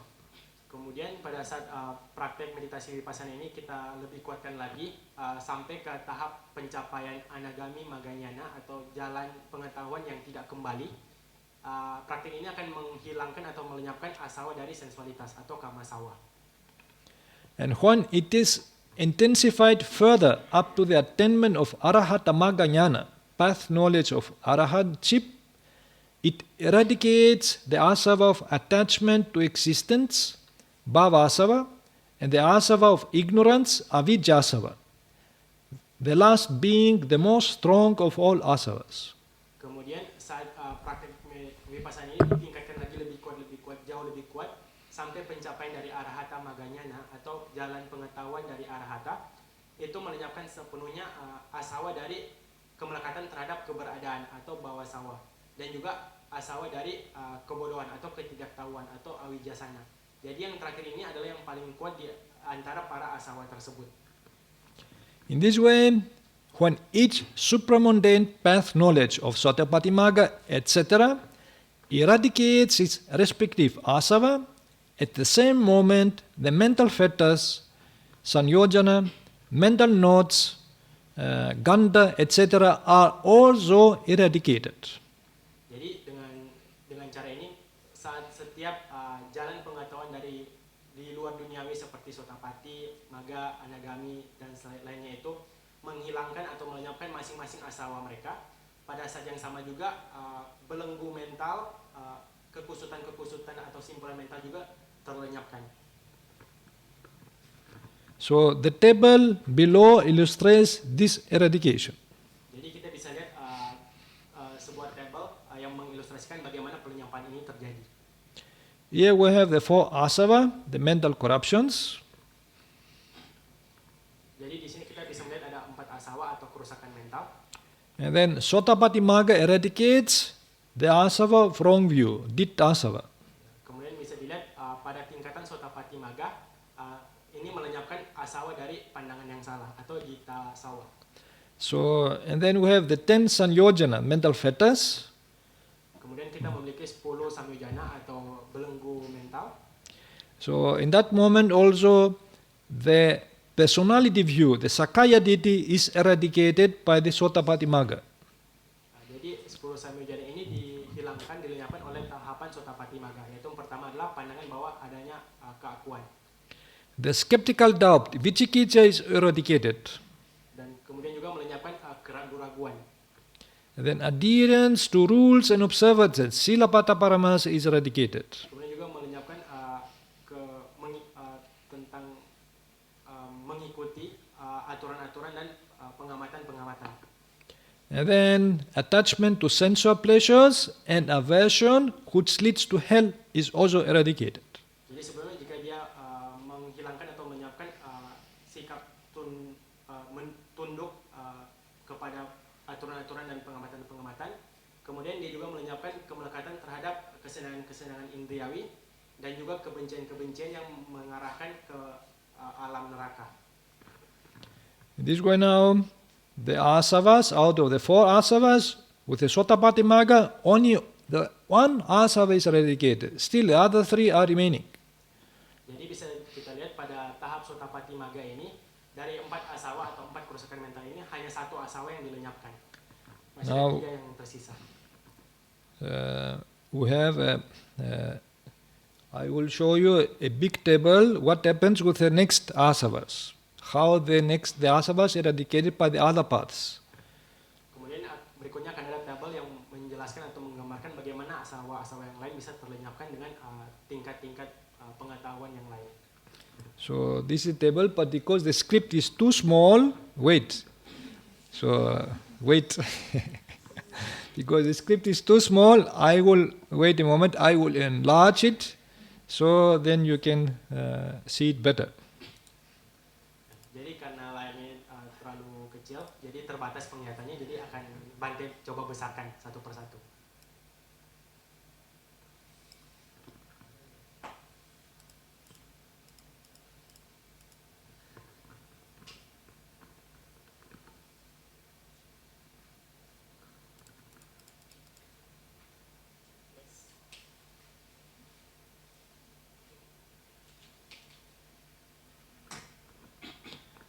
So then,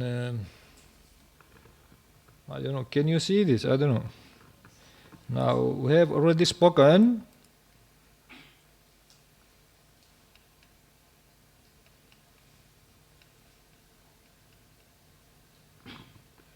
that Sotapati Magga eradicates the asava from view, ditasava.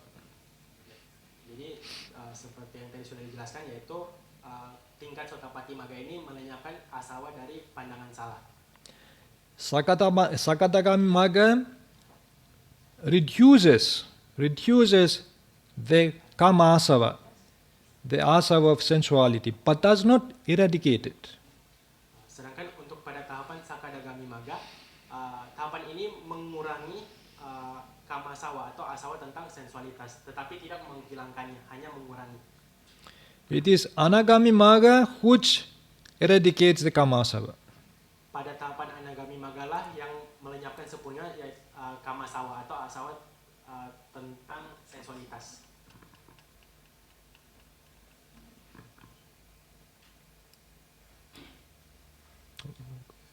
Mago, I have gone wrong. Sorry.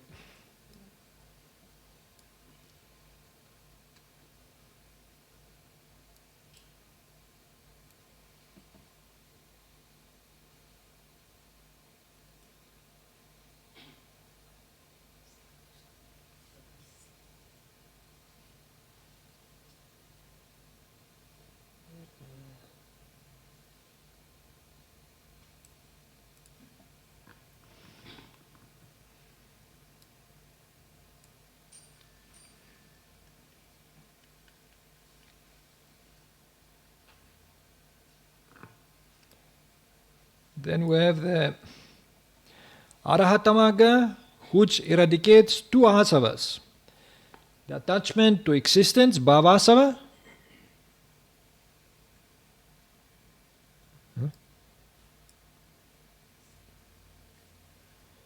bhavasava and avijjasava, the asava of ignorance. Kemudian pada tahap Arahata Magga lah, di mana dua asawa akan dilenyapkan sepenuhnya, yaitu asawa kemelekatan terhadap adanya keberadaan atau bhawasawa, dan awijjasawa atau asawa tentang kebodohan atau ketidaktahuan. So therefore now, these two asavas, bhavasava and avijjasava, are the most strongest ones. Jadi dua asawa yang dilenyapkan pada tahap arahata ini merupakan jenis asawa yang paling kuat. So then now, sanyojanas, we have spoken about sanyojanas, how the Sotapati Magga eradicates basically three sanyojanas, Sakaya Ditti Vicikicca and Silapata Paramasa. Jadi kemudian pada kekotoran batin samyojana atau belenggu mental, dalam tahapan Sotapati Magga itu sebenarnya secara teknis hanya dilenyapkan tiga belenggu mental, yaitu pandangan tentang aku, keraguan-raguan, dan rasa tunduk terhadap peraturan dan pengamatan-pengamatan. And two sanyojanas who leads to hell, as called attachment to sensual pleasures and aversions, who leads to hell, but not those who lead to devalokas. These sanyojanas who lead to devalokas, Sotapati Magga has not eradicated them. Kemudian ditambah dengan dua jenis belenggu mental, yaitu kemelekatan terhadap kesenangan indriawi dan kebencian yang membawa suatu makhluk ke alam neraka, itu juga dilenyapkan. Tetapi yang tidak dilenyapkan adalah kedua belenggu ini yang membawa ke alam dewa. Jadi itu belum sepenuhnya hilang. So the rest of the sanyojanas are eradicated by Anagami Magga and Arahata Magga. The rest of sanyojanas are eradicated by the Anagami Magga and Arahata Magga. Kemudian dari sisa 5 dari 10 belenggu mental ini akan sepenuhnya dilenyapkan pada tahap Anagami Magga dan juga Arahata Magga. So then we have the four gandhas, the mental knots. Kemudian kita memiliki 4 ganta atau 4 kekusutan atau 4 simpulan mental. Now here, again we have adherence to rules and observances. This manifested as mental knot, as called, which is called, and also dogmatism that only one's own belief is true. Jadi pada tahap sotapati maga yang dilenyapkan di sini adalah yang pertama adalah yaitu rasa tunduk kepada aturan-aturan dan juga ritual-ritual atau pengamatan-pengamatan, dan juga yang kedua yang dilenyapkan adalah dogma atau kepercayaan buta bahwa hanya kepercayaan saya yang benar. So that is the rest of this orgas eradicated by anagami maga and arahata maga. Jadi sisanya dari kekotoran mati ini akan sepenuhnya dilenyapkan pada tahap anagami maga dan juga arahata maga. So then we have the four orgas, which are mental flows or floods. This is called out of the four. The first one, which is the flow of wrong views, it is eradicated by sotapati maga. Kemudian berikutnya adalah kekotoran batin, yaitu aliran mental atau banjir atau oga. Jadi pada tahap sotapati maga ini yang dilenyapkan adalah oga tentang pandangan yang salah. So, and then out of the four yogas, mental bonds, the mental bond of wrong views, ditthi yoga, is eradicated by sotapati maga. Kemudian juga pada kekotoran empat yoga atau ikatan mental, yang dilenyapkan pada tahap sotapati maga juga adalah kekotoran yaitu pandangan yang salah atau ditthi yoga. So out of the anusayas, latent dispositions, the latent disposition of wrong views, ditta anusaya, and skeptical doubts, vicikicca anusaya, are eradicated by the sotapati maga. Kemudian dari kekotoran 7 anusaya, dalam tahap sotapati maga ada dua yang dilenyapkan, yaitu satu pandangan yang salah dan juga kedua adalah keraguan-raguan yang bersifat skeptis. The rest, 5 are eradicated by anagami maga and arahata maga. Terus kelima sisanya itu akan dilenyapkan sepenuhnya pada tahap anagami maga dan juga arahata maga.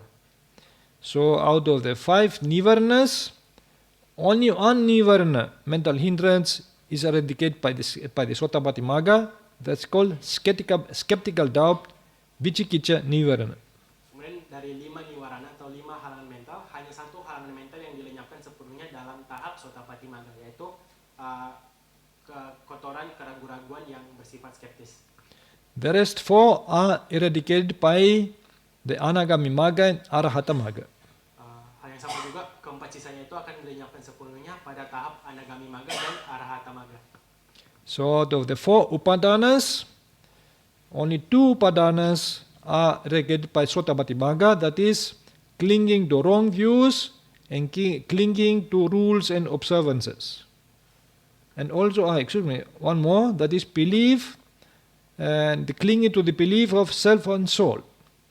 Kemudian dari kekotoran 4 upadana atau kemelekatan mental itu, dalam tahap sotapana ada 3 yang dilenyapkan, yaitu kemelekatan terhadap pandangan yang salah, kemelekatan terhadap aturan-aturan dan ritual-ritual atau pengamatan-pengamatan, dan ketiga adalah kemelekatan terhadap pandangan bahwa adanya aku atau diri atau jiwa. The other one, it is eradicated by arahata maga. Kemudian satu sisanya itu akan dilenyapkan pada tahap arahata maga. So out of the 10 kilesas, mental stains or defilements, the mental defilements of wrong view, ditthi and skeptical doubt, vicikicca are eradicated by the sotapati maga. Kemudian pada kekotoran 10 kilesa atau noda batin, pada tahap sotapati maga ada 2 yang dilenyapkan, yaitu kekotoran tentang pandangan yang salah dan juga keraguan-raguan skeptis. So the rest are eradicated by anagami maga and arahata maga. Kemudian ke-8 sisanya akan dilenyapkan pada tahap anagami maga dan juga arahata maga. So now, here we have to observe something. Jadi di sini kita harus mengamati sesuatu. Now, here we can see we have kilesa, which called ditthi, wrong view. Jadi di sini pada tabel kilesa ada yang disebut dengan pandangan salah atau disebut bahasa Palinya ditthi. And then we have also clinging, which is also wrong view, clinging about wrong view. Kemudian pada tabel di atasnya upadana juga ada yang sama, yaitu pandangan yang kemelekatan pada pandangan yang salah. Tetapi nama palingnya adalah ditupadana. And then we have also anusaya, which is also wrong view. Kemudian pada tabel anusaya juga sama juga kekotorannya, yaitu pandangan salah. And then we have also mental bond, which is also wrong view, ditthi yoga. Kemudian juga pada tabel ikatan mental juga memiliki kekotoran yang sama, yaitu pandangan salah tapi bernama ditthi yoga. Then we have also the yoga, which is called ditthi yoga, wrong views, mental flow of wrong views. Kemudian kita ada juga pandangan salah dari tabel yoga atau aliran mental yang disebut dengan ditthi yoga. So, and then we have also sanyojana, what's called, this is called sakaya ditthi. That is also ditthi. That is also a sanyojana of ditthi, a wrong view. Kemudian pada tabel sanyojana juga ada yang disebut dengan pandangan terhadap keakuan atau sakaya ditthi. Di situ juga ada panggilan ditthi. Then we have those asava, which is wrong view, ditta asava. Kemudian ada juga yang bernama asawa dari pandangan salah atau ditta sawa. Now, why is that possible? Why this word ditthi takes different names? Jadi kenapa bisa seperti itu? Kenapa nama ditthi ini munculnya berbeda-beda, berlainan? So now, ditthi is actually a mental factor. It's a mental factor, cetasika. Jadi Okay. ditthi ini sebenarnya adalah cetasika atau faktor mental. So, but it takes different names in the suttas, like asava, sometimes sanyojana, sometimes gandha, sometimes oga. Why? Because of the intensity. Then, if it is weak, then we tell kilesa, upadana, but if it is stronger, we tell oga, we get gandha, sanyojana, we tell asava. That means this ditthi can intensify, become very deep-rooted into the mind. Then if it is deep-rooted, we call it asava. We tell the sanyojana. Therefore, according to intensity, it is how we call the same mental factor with different names. Jadi sebenarnya ditthi ini adalah faktor mental, tapi kenapa dia bisa muncul namanya berbeda-beda itu tergantung sesuai dengan intensitas dari faktor mental tersebut. Jadi misalnya jika dia hanya muncul tidak terlalu kuat, itu bisa disebut dengan kilesa dan sebagainya. Tapi jika sudah terlalu kuat atau faktor mental ini sudah terlalu mengakar jauh ke dalam pikiran kita, tergantung intensitas juga dan kekuatan dari faktor mental kita ini, maka namanya bisa berubah sesuai konteksnya. Seperti jika sudah terlalu kuat bisa menjadi samyojana dan lain-lain seperti yang tadi dijelaskan.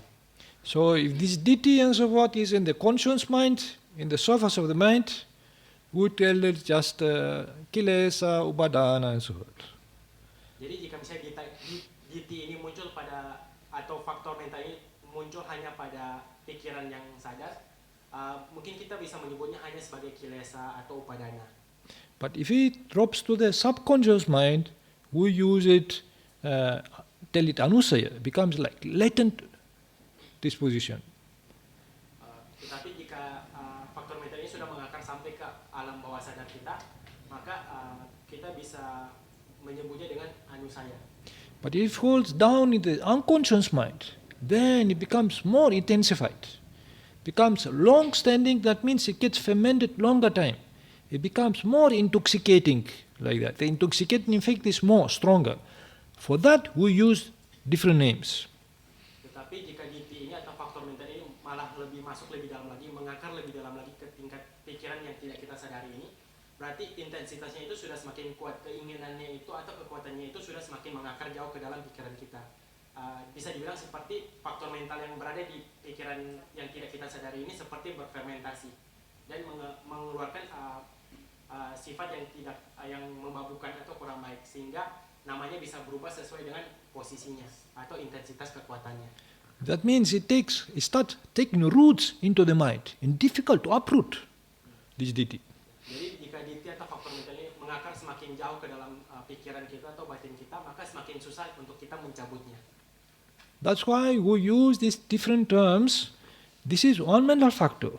But according to intensity, according to how much strong it becomes, So we use a different name to identify as a defilement. What kind of defilement this is in that particular stage.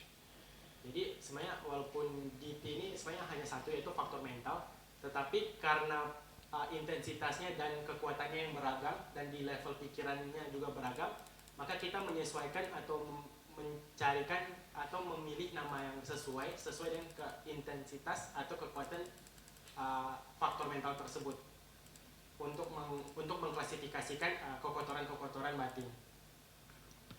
So therefore, we should not be surprised why there are so different names. Jadi kita jangan sampai terkejut atau bingung kenapa ada begitu banyak nama-nama yang mirip tapi sebenarnya berlainan. So Indian doctors do the same. Jadi dokter India juga melakukan hal yang sama.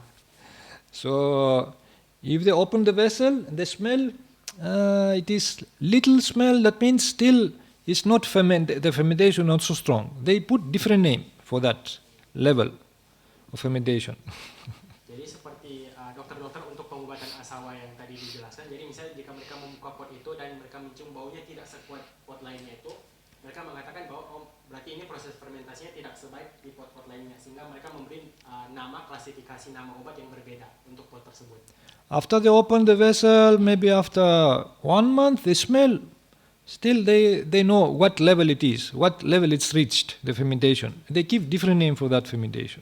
Kemudian jika ditinggalkan sebulan lagi, kemudian mereka dokter itu kembali dari membuka pot itu, maka intensitas dari fermentasinya itu sudah semakin kuat kan, sehingga mereka akan dokter itu akan memberikan nama baru untuk obat asawa tersebut. Then they have to wait longer. And after they open 1 month, they check again, they give different name of that fermentation. Kemudian mereka tinggalkan lagi sebulan, kemudian saat dokter itu kembali, tingkat kekuatan fermentasinya sudah semakin jauh, mereka akan kembali mengganti nama dari obat tersebut menyesuaikan dengan kekuatan atau intensitas dari obat tersebut. Sometimes they have to wait till 6 months till they know, now it became asava. Kadang para dokter itu harus menunggu selama sampai 6 bulan hingga mereka bisa menyimpulkan bahwa obat ini yang disebut dengan asawa. So in the same way, this DT, as called as ingredient in the mind, it has different stages of fermentation. Only if it reaches very strong, as called fermentation, we can call it asava. If not, we call it with different names. Jadi DT ini atau faktor mental ini sebenarnya memiliki beragam nama sesuai dengan intensitas dan kekuatannya. Hanya saja sudah mencapai tingkat kekuatan atau intensitas yang sangat kuat, jauh di bawah pikiran kita, maka DT ini bisa disebut dengan asawa. Tetapi jika tidak sekuat itu, maka namanya akan ganti lagi, akan lain. Nama panggilannya, sebutannya akan lain.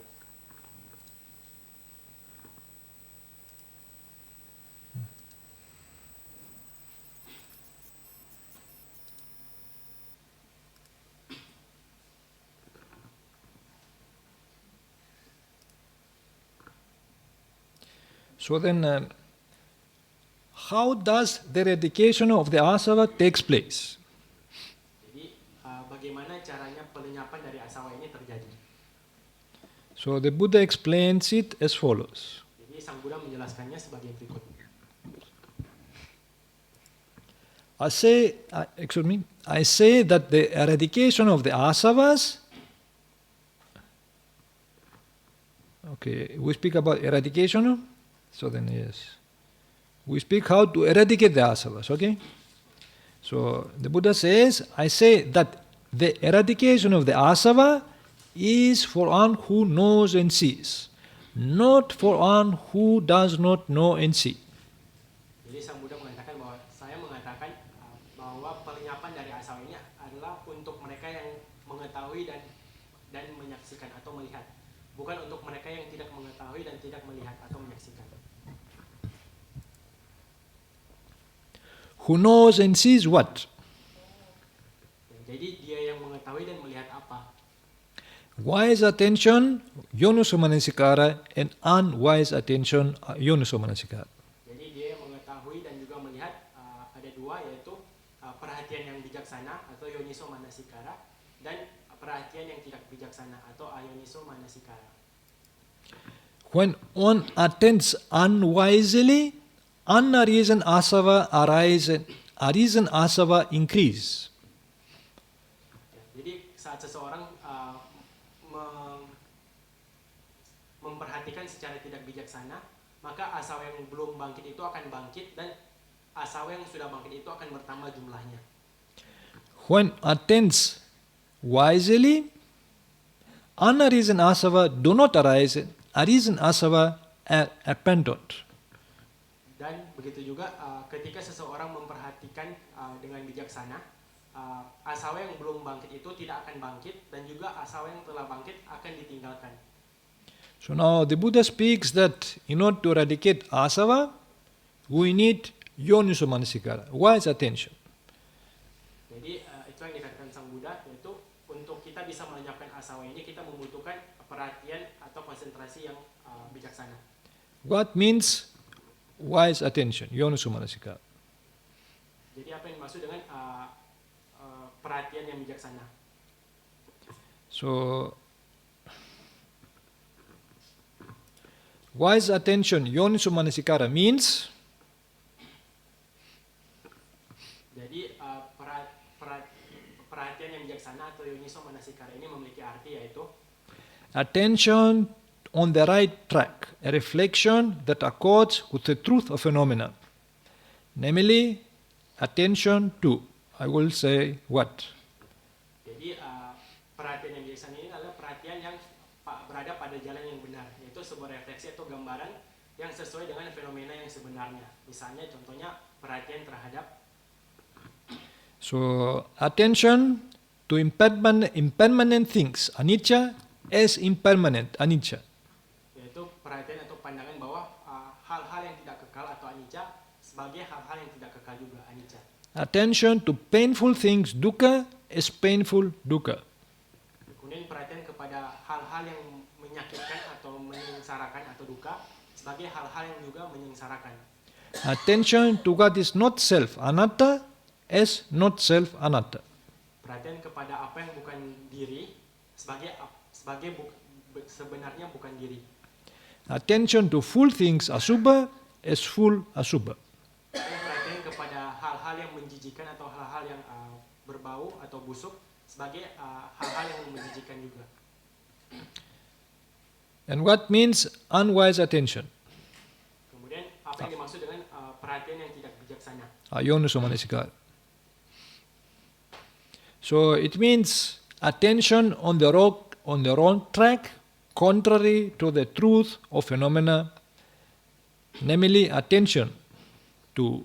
Jadi ini dimaksud adalah perhatian pada jalur yang salah, yang berseberangan atau berlawanan dengan fenomena dari apa yang terjadi sebenarnya. Misalnya perhatian terhadap Attention to impermanent things, anicca, as permanent, nicca. yaitu perhatian atau tanggapan bahwa hal-hal yang semuanya tidak kekal atau anicca dianggap sebagai hal-hal yang kekal. Attention to painful things, dukkha, as pleasurable, sukha. Kemudian perhatian terhadap hal-hal yang menyiksa atau menyengsarakan atau duka dianggap sebagai hal-hal yang menyenangkan. Attention to what is not self, anatta, as self, atta. Perhatian yang dianggap yang sebenarnya adalah bukanlah diri atau anatta dianggap sebagai diri atau atta. Attention to full things, asubha, as beautiful, subha.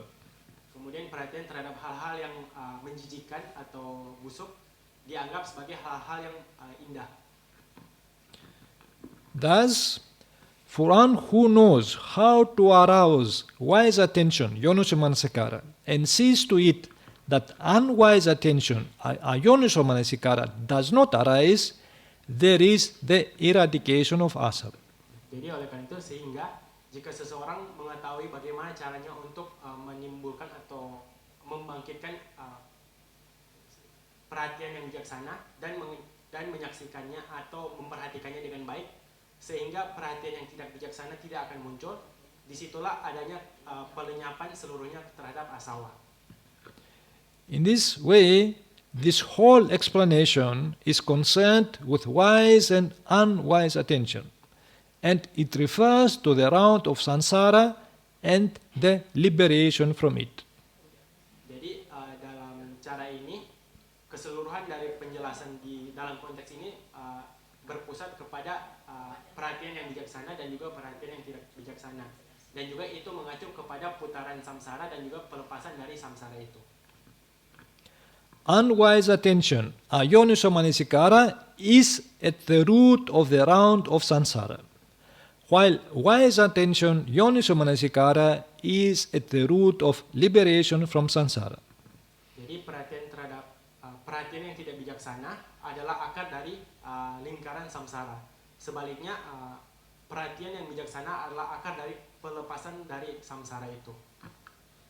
So therefore now the Buddha concentrates on these two words, yoniso manasikara, ayoniso manasikara. Jadi Sang Buddha berkonsentrasi, berpusat tentang perhatian yang bijaksana dan juga perhatian yang tidak bijaksana ini. Now he says, when one attends unwisely, unreason asava arise and unreason asava increase. What does it mean? Kemudian saat seseorang memperhatikan secara tidak bijaksana, asawa yang tidak bangkit itu akan mulai bangkit dan asawa yang sudah bangkit itu akan bertambah jumlahnya. Apa maksudnya? So if, for example, one gets pleasant objects and pays unwise attention to them, that these are permanent, pleasurable, beautiful and so forth, then unreason asava arise. Kemudian, jadi contohnya misalnya jika seseorang mendapatkan objek yang menyenangkan dan memberikan perhatian yang tidak bijaksana kepada objek-objek tersebut, misalnya bahwa objek-objek tersebut bersifat kekal, bersifat bisa dinikmati, indah dan seterusnya, maka asawa yang sebenarnya tidak bangkit itu akan mulai bangkit. If the asava arise again and again, then they increase.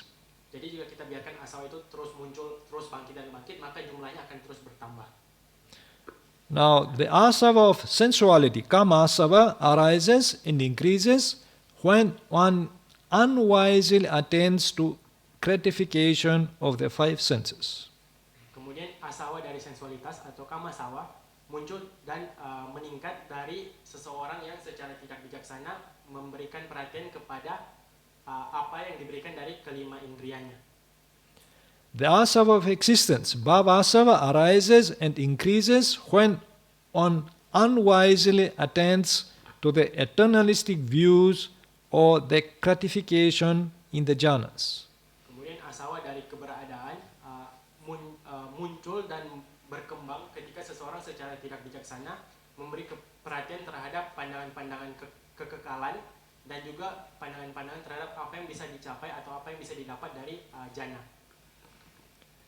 And the asava of ignorance, avidya asava, arises and increases when one unwisely gives attention to any mundane objects through the three types of illusions, vipalasas. Jadi dan asawa dari ketidaktahuan atau kebodohan atau avidyasawa muncul dan berkembang saat seseorang secara tidak bijaksana memberikan perhatian kepada objek-objek duniawi manapun melalui tiga jenis ilusi atau vipalasa.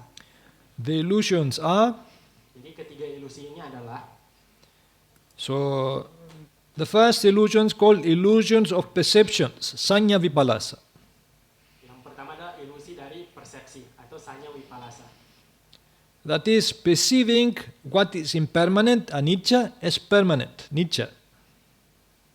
Jadi ilusi dari persepsi atau pemikiran ini atau anggapan ini adalah apa yang sebenarnya tidak kekal atau anicca dianggap sebagai kekal. Perceiving what is painful, dukkha, as pleasant, sukha. Kemudian menganggap sebagai apa yang sebenarnya adalah menyengsarakan atau menyiksa dianggap sebagai sesuatu yang menyenangkan. Perceiving what is not self, not soul, anatta, as self, soul, atta. Menganggap apa yang sesungguhnya sebenarnya adalah bukan diri atau bukan jiwa atau anatta dianggap sebagai jiwa atau diri itu atau atta.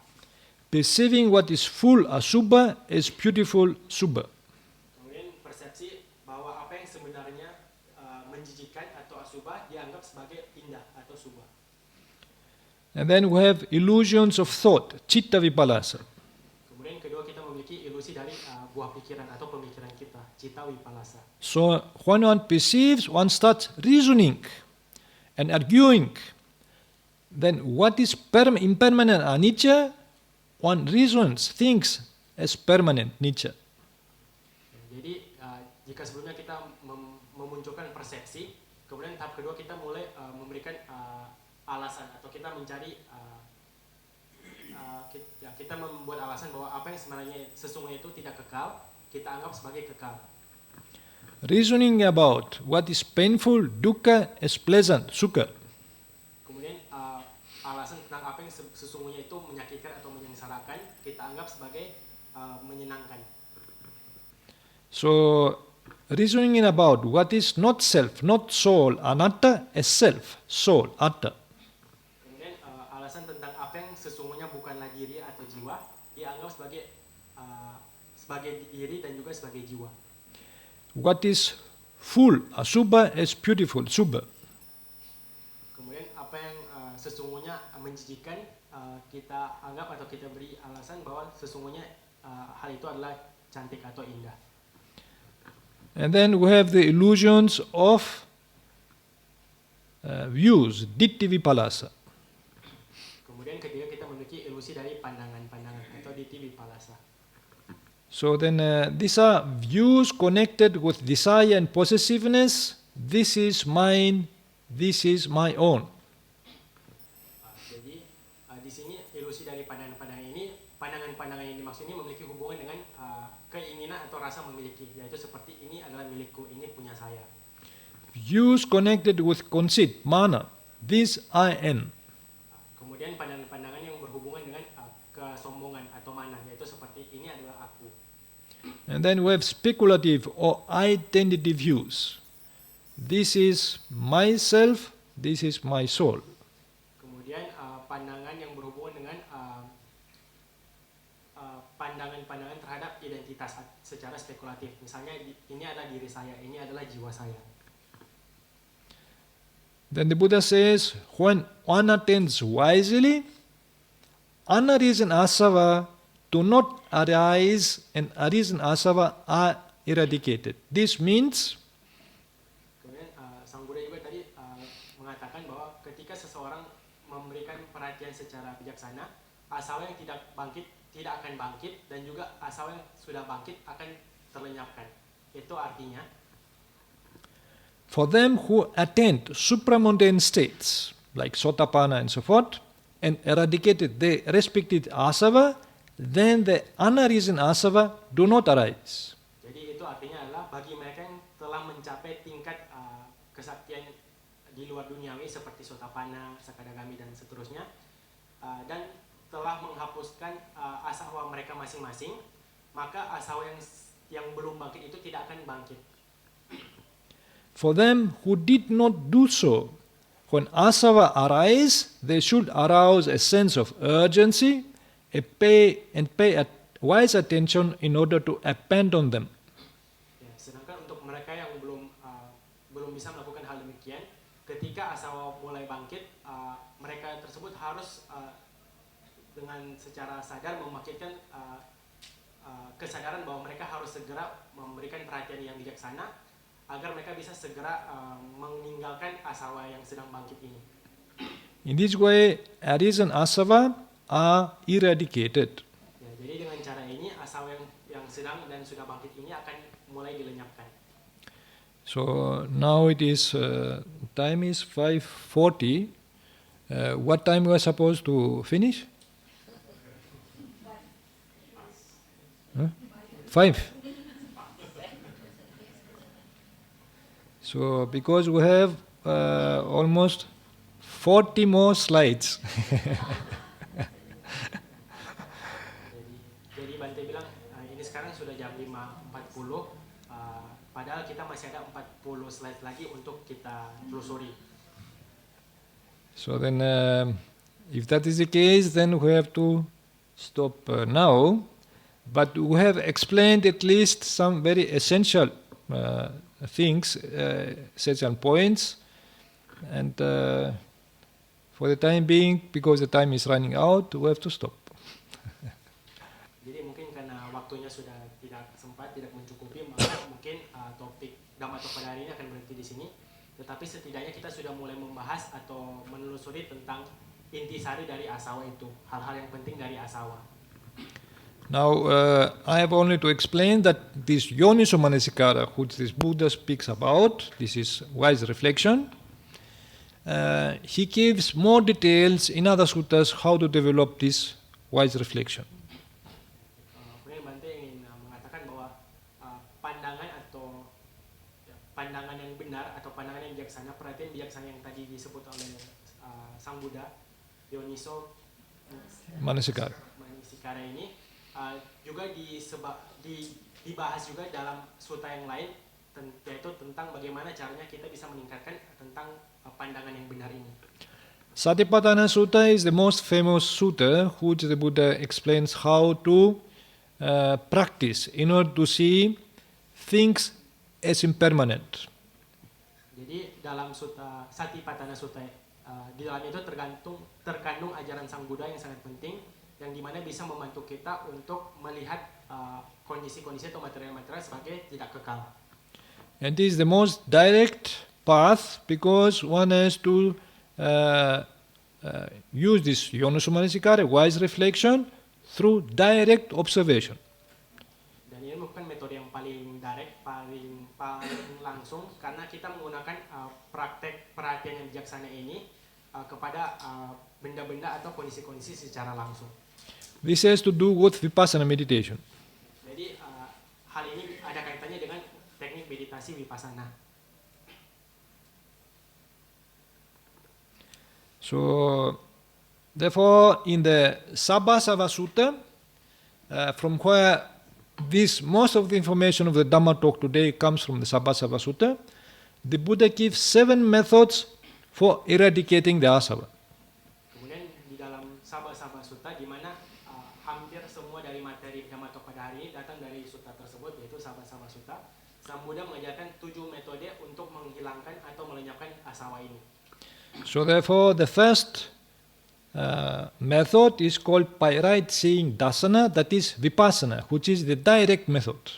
Kemudian yaitu metode pertama adalah melihat dengan benar atau pandangan benar atau dasana, yaitu melalui praktek vipassana atau metode langsung direct. It is in this context that the Buddha speaks about Yoniso Manasikara, how to practice vipassana, by seeing impermanent things as impermanent, by seeing the rise and fall, samudaya vaya, of all these phenomena, mental and material phenomena.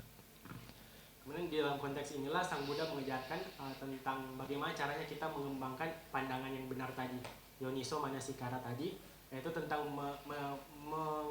melihat apa yang sebenarnya tidak kekal sebagai tidak kekal, dan juga melihat segala macam kondisi-kondisi atau situasi-situasi mental itu secara tidak kekal juga. So, and then in Sabbasava Sutta, he gives also indirect supportive methods for vipassana meditation. Kemudian di dalam Sabbasava Sutta ini juga Sang Buddha memberikan metode tidak langsung atau metode penopang dalam praktik meditasi vipassana. So this is through sila. Jadi teknik penopang ini yaitu melalui sila, moralitas. Now the sila is here to be restrained in the eye, the ear, etc. Therefore, meditators should, in order to practice, to develop the mind, should be restrained in the eye, the ear, the nose, and so forth. Jadi salah satu cara dari moralitas ini yaitu dengan cara kita mengekang atau tidak terlalu membebaskan indera mata, telinga, dan indera-indera kita lainnya. Jadi pada saat kita bermeditasi vipassana, seorang meditator itu tidak seharusnya membiarkan mata mereka ini terlalu terbebas. Jadi harus mengekang atau mengkontrol indera dia. Restraint, control, restraint. Mengekang. So, and then another method is by using material things wisely. Kemudian metode ketiga itu dengan menggunakan bahan-bahan material secara bijaksana. And then by patience. Kemudian dengan kesabaran. So many meditators are very impatient to get immediate results. Jadi berhubungan dengan kesabaran ini, banyak meditator yang tidak sabar untuk mendapatkan hasil dari meditasi mereka. This can increase the asavas, but if you are patient, they can decrease the asavas. Jadi hal semacam itu bisa malah meningkatkan asawa mereka. Tapi jika mereka sabar, maka mereka bisa melenyapkan asawa-asawa mereka. By avoiding dangerous and corrupted place and persons. Jadi metode kelima itu dengan cara menghindari bahaya-bahaya atau tempat-tempat yang rusak atau tempat-tempat berbahaya dan juga orang-orang yang juga berbahaya. And then another indirect supportive method, it is samatha meditation. Kemudian salah satu metode tidak langsung yang menopang juga adalah dengan cara meditasi samatha. This is by removing negative thoughts. Jadi meditasi samatha ini yaitu dengan membuang pikiran-pikiran negatif. Therefore, we can see here the Buddha in this sutta gives some other indirect methods how one can support the vipassana meditation. Jadi di dalam sutta ini Sang Buddha juga mengajarkan tidak hanya cara langsung, tetapi juga cara tidak langsung atau metode tidak langsung, metode penopang yang membantu dalam praktek vipassana. So then he gives for those who attain supramundane states like sotapanna and so forth, it's called the direct method. This is called supramundane vipassana. Kemudian Sang Buddha juga memberikan ajaran kepada mereka yang sudah mencapai tahap di luar keduniawian seperti sotapanna, sakadagami dan seterusnya itu juga diberikan ajaran langsung, metode langsung yaitu dengan cara mengembangkan 7 faktor pencerahan. This is by developing the 7 factors of enlightenment, satta bonjanga. Jadi satta bonjanga Satta itu bonjanga. pengembangan dari 7 faktor pencerahan.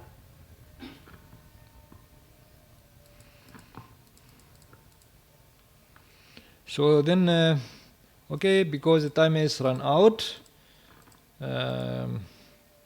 we will stop here. And those who want to eradicate the asavas, so here it is a it's called timetable for them to see what they have to do. Jadi untuk saat ini Dhammatalk pada hari ini selesai, kita stop di sini. Tetapi untuk mereka-mereka yang ingin menghancurkan atau melenyapkan asawa-asawa mereka, di depan ini ada slide yang bisa memperlihatkan langkah-langkah yang harus dilakukan untuk menghilangkan asawa. So then, okay, if there are any questions, we can please ask. Jika ada pertanyaan, silakan ditanyakan.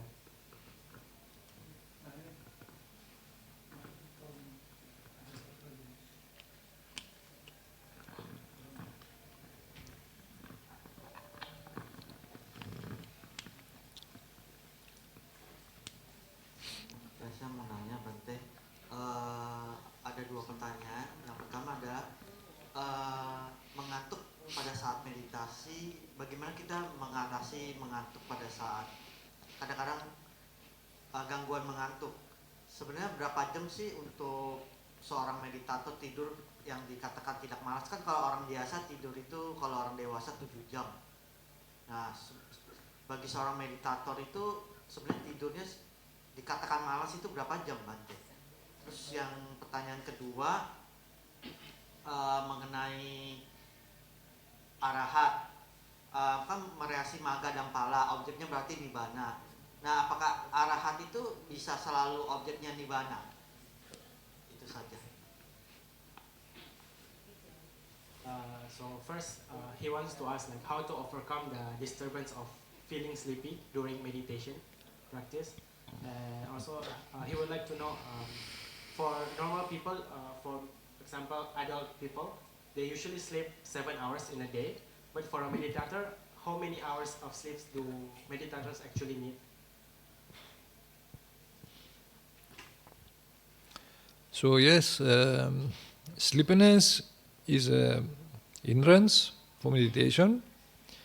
So then, but for beginners, for beginner meditators, they should know what are the times during the day where they are energetic. They are not tired, they don't feel sleepy. That is the time they should go and meditate. Don't go and meditate other times when you feel tired or you feel sleepy. Jadi rasa mengantuk itu memang salah satu halangan dalam bermeditasi. Tetapi untuk para meditator pemula itu sangat penting untuk mengetahui jam-jam berapa nih kita merasa energetik, atau jam-jam berapa tubuh kita yang paling semangat, dan pada jam-jam itulah baru kita bermeditasi. Jadi jangan sampai kita bermeditasi saat kondisi tubuh kita sudah turun atau sedang lesu, capek. Arahat kan merealisasi magga dan pala, objeknya nibbana. Nah, apakah dia bisa sering objek nibbananya bisa sering dilakukan sebagai objek nibbana? And also for arahata state, for arahata they realize magga and pala, the way and fruition with object of nibbana. Can they concentrate on the object nibbana anytime he wants for arhat state? Yes, they can, because they can attain this pala samapati. Pala samapati means attainment of fruition. Then they can stay in this for hours. It's like this is called lokutara jhana. It is lokutara jhana means you get into full absorption of the pala samapati. Of this absorption, you can stay for many hours. So then absorbed into the nibbana object. Jadi arahata bisa melakukan konsentrasi terhadap nibbana itu dalam jumlah waktu yang lama dan kapanpun mereka mau, karena mereka sudah mendapatkan hasil dari buah mereka. Jadi mereka sama halnya seperti lokutara jhana, di mana orang tersebut bisa masuk ke objek meditasi mereka yaitu ke loku. Jadi kayak mereka bisa menetap di objek meditasi mereka itu selama mungkin, karena mereka sudah mendapat proses pencerapannya. Jadi kayak mereka sudah menguasai pencerapan masuk ke objek meditasi mereka. The object is nibbana. Jadi objek mereka dalam arahat itu adalah nibbana.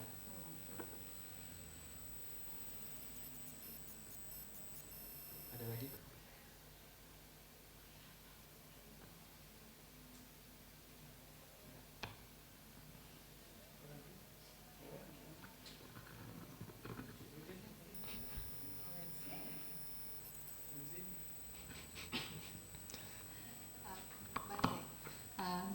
I would like to know, some people with their meditation, they can see their past life. Is it some things that it should happen when we develop our meditations? It must be that we're going to experience that we can see our past life. It's like that. And then if yes, and then if we see our past life to probably like proving the Dhamma or something, do we know like in the past life what we do, what we want to do, and how it produced this karma in this current life, and then people that we see at the previous life, something like that. And then what type of the practicing to see that past life? Is it like vipassana or samatha bhavana or something like that?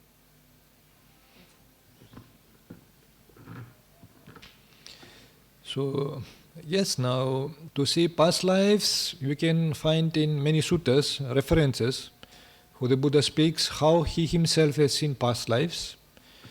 And he has also given instructions how to meditate and to see past lives. So, and it was not only the Buddha, there was other Hindu ascetics who did that.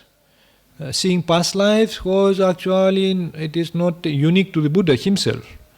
So there are also other developed minds in the Buddha's time, ascetics, yogis, who will go into deep samadhi and then through samatha meditation could see past lives.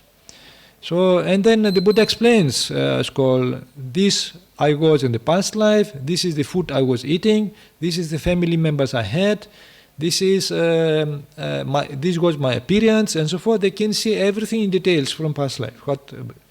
This can be done through samatha meditation. One can see 1 life, 2 lives, 100 lives, 1,000 lives, 100,000 lives, and so forth. He describes how this can be done. So this comes very often in the suttas. So then, another way to see past lives, it is through vipassana. So this can be done through the chittaviti, means the thought process. Because Vipassana meditator, they start analyzing thought processes, no? Now, for example, if we see something we experienced 1 month before, there is a training. You go, for example, what we did 1 month ago. Go back. Then you can see maybe you will remember 1 week. You go back and forth. Then we can see 2 weeks ago. Back and forth. You can see 3 weeks ago. And back and forth. You can see 4 weeks ago. So that is to see the thought processes. If you go like that, you can go back to childhood. So, and see how these thought processes has been built from childhood. It did not appear now. We had also thought process in childhood. So then what happened before we came in this life? In the mother's womb. Okay? So then you can see even during the mother's womb there were thought processes. So what happened before the mother's womb? We see also this mind did not stop. It comes from past life, from previous life. They can go, they make a breakthrough and to see how there are conditions which arose in the previous life in order for us to have this mind in present life. So this is how they go through to investigate the thought processes. There is a kind of an analytic approach. So, and to see the conditionality, especially when they practice Paticcasamuppada, that is where they do this practice of the Vipassana. So that means they see this thought, and then they see why this thought appears. They can see, because of the other thought. And then why this thought appears because of the other thought. And this thought because of the other thought. And this thought because of the other. They can go back and forth. There is a chain reaction. Therefore, for this thought A to be here now, it should be another thought B, which was previous thought. And then C, which is a previous thought. And then go back, and then can see one life, next life, and so on. It does not stop. So these thought processes, it goes from life to life. So this is how they can detect and so forth what past life, to see the conditionality, that everything is conditioned. So this is how they make this Paticcasamuppada. I thought he's worrying because it gets translated a lot. Jadi tadi pertanyaan itu bahwa ada kasus di mana orang-orang itu saat mereka bermeditasi, mereka bisa melihat masa hidup mereka yang lampau. Jadi pertanyaan itu yang tadi dia tanyakan itu, apakah melihat masa lampau ini sudah pasti terjadi jika kita melalui proses meditasi? Apakah ini memang layak, memang seharusnya terjadi, atau jika memang bisa dilakukan, praktek meditasi apa yang bisa kita gunakan untuk bisa melihat kehidupan masa lampau kita, sampai detail-detailnya kita melakukan tindakan apa di masa lampau, kita tinggal di mana dan sebagainya. Kemudian jawaban Sang Banda adalah ada banyak tulisan-tulisan di sutta atau referensi di sutta yang membahas tentang memang Sang Buddha bisa melihat masa lampau. Bahkan ada juga aktivitas melihat masa lampau pada zaman Sang Buddha juga. Dan melihat masa lampau ini bukanlah suatu hal yang unik untuk Sang Buddha, karena Sang Buddha sudah bisa melakukannya. Jadi untuk praktik meditasi yang cocok untuk melihat masa lampau ini yaitu menggunakan praktik meditasi samatha. Jadi pada masa Sang Buddha ini tidak hanya sekedar Sang Buddha saja yang bisa melihat ke belakang, bisa melihat masa lampau mereka, tapi ada juga beberapa yogi, meditator, murid Sang Buddha yang berkemampuan khusus yang juga bisa mampu mencapai kemampuan di mana mereka bisa melihat masa lampau hidup mereka sendiri. Kemudian praktik meditasi lainnya untuk menggunakan meditasi untuk melihat masa lampau adalah vipassana. Karena dalam vipassana ini kita menggunakan teknik pelatihan yaitu proses pemikiran kita. Jadi kita menganalisa proses pemikiran kita. Jadi kita mencoba ada misalnya proses pelatihan, kita melihat apa yang kita lakukan 1 bulan sebelumnya. Jadi kita coba cari kereta pikiran kita itu sampai mana, sampai ke 1 bulan sebelumnya. Jadi pikiran kita coba analisa kembali ke masa lampau, bolak-balik. Jadi mungkin pertama 1 minggu, terus bolak-balik lebih lama lagi 1 bulan, sampai ke masa anak-anak kita, sampai kita bisa menembus ke masa sebelum kita terlahir. Jadi mungkin memori-memori atau ingatan-ingatan kenangan yang kita masih di kandungan sang ibu. Kemudian kalau kita lebih mampu lagi, jika vipassana kita lebih bagus, kita bisa menembus sampai ke kehidupan masa lampau. Karena vipassana ini melatih atau tentang analisa apa yang menyebabkan suatu kondisi terjadi. Jadi misalnya kita sedang berada di kondisi sekarang, apa sih yang menyebabkan kondisi ini terjadi? Oh karena ini, oke ini kenapa bisa terjadi? Karena ini, dan begitu seterusnya. Yes, now I want to tell that something more. Now, the difference between samatha and vipassana is that in samatha, the meditator does not analyze to see the conditionality of this thing. He just experience them. Ah, I know this, I have experienced this. The I concept is there. The me concept is there. And then there is also wrong views that maybe some soul is inside me who travels from life to life. So that is why the Hindus, they develop this idea of a soul, of a self, which travels from life to life, because they don't analyze this phenomenon. So this is completely different with Vipassana. With Vipassana, we try to analyze the experience, the conditionality of these things. There is nothing permanent, just conditions, which condition A conditions B, and the B conditions C. Sometimes C conditions B and B conditions C. This is relativity theory like that. What we explain now in the Paticca the asavas and so forth. Like. Therefore, if you analyze that, you can't see there is something permanent there. And you can't point, this is me, this is me. Because next time it changes. And this is now, and then you completely remove this kind of idea there is something permanent, something in us. It's just conditions who roll on and roll on and roll on from life to life. And we experience sometimes happiness, sometimes suffering, and it changes. We can't experience forever happiness. It will change. That is how, with Vipassana meditation, one actually can give up this attachment to wrong views, ditthi, ditthasava. That's why Sotapanna, the first sanyojana asava he removes is ditthasava, which is akaya ditthi, this identity view. So this kind of achievement can be done only through Vipassana meditation. And those who practice Vipassana meditation, they use this to see past life, not just for fun. Let me see what I was. Was I a king in past life? Was I a queen, a princess? Maybe was I beautiful, ugly, like that. Not for fun. They want to see what conditions one life to other, and the impermanence of this life. Kemudian Bante juga ingin menambahkan perbedaan dari meditasi samatha dan meditasi vipassana. Jadi kalau meditasi samatha itu kita tidak secara langsung menganalisa apa yang sedang terjadi. Jadi yang muncul di pikiran kita itu atau masa lampau kita muncul ini hanya tiba-tiba muncul saja tanpa kita analisa. Jadi dengan menggunakan praktek meditasi samatha ini bisa jadi ada muncul pandangan salah di mana bahwa ini tentang saya, ini tentang diri saya, atau ada konsep jiwa di diri saya pada masa-masa lampau sebelumnya. Jadi itulah mengapa pada umat-umat Hindu mereka sampai bisa mengembangkan konsep adanya jiwa atau nyawa. Sedangkan pada praktik meditasi vipassana itu tidak akan ada pandangan salah seperti diri, karena kita tidak memproses tentang diri saya atau tentang aku, tapi praktik vipassana itu hanya memproses tentang kondisi-kondisi yang terjadi disebabkan oleh kondisi-kondisi yang terbentuk sebelumnya. Jadi pada saat kita melakukan praktik vipassana untuk melihat masa lampau kita itu, kita tidak mungkin bisa memilih titik di mana bahwa ini saya di sini, karena itu hanya sekumpulan kondisi yang membentuk kondisi-kondisi yang lain. Seperti A mengkondisikan B, kemudian B mengkondisikan C, dari C bisa jadi B, dari B bisa jadi C lagi. Inilah yang disebut dengan teori relativitas tadi yang sudah disebutkan oleh Bante. Dan karena itulah dengan cara inilah kenapa disebutkan vipassana bisa menghapuskan ke noda-noda kekotoran batin tentang asawa pandangan yang salah, karena memang dalam vipassana itu tidak ada keakuan, hanya terjadi adalah ketidakkekalan dari kondisi yang berubah-ubah. Jadi seperti kita bisa kaya, kita bisa miskin, tapi tidak selamanya kita akan kaya, tidak selamanya kita akan miskin. Itu akan selalu berubah-ubah, tidak ada bentuk yang kekal. You want to ask him? Yeah. Yeah. No.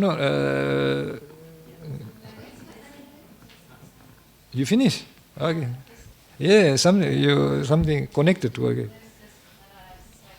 Performing that actually when we develop the practice, we will not encounter that kind of practice, right? Encounter? We're gonna go through that kind of step,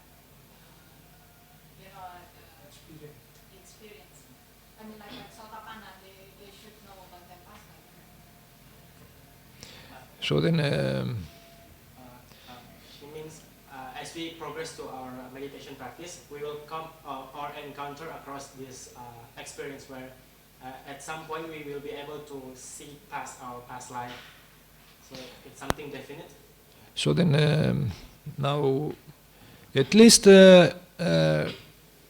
know that those who have to attain Sotapanahut, they have to understand Paticcasamuppada.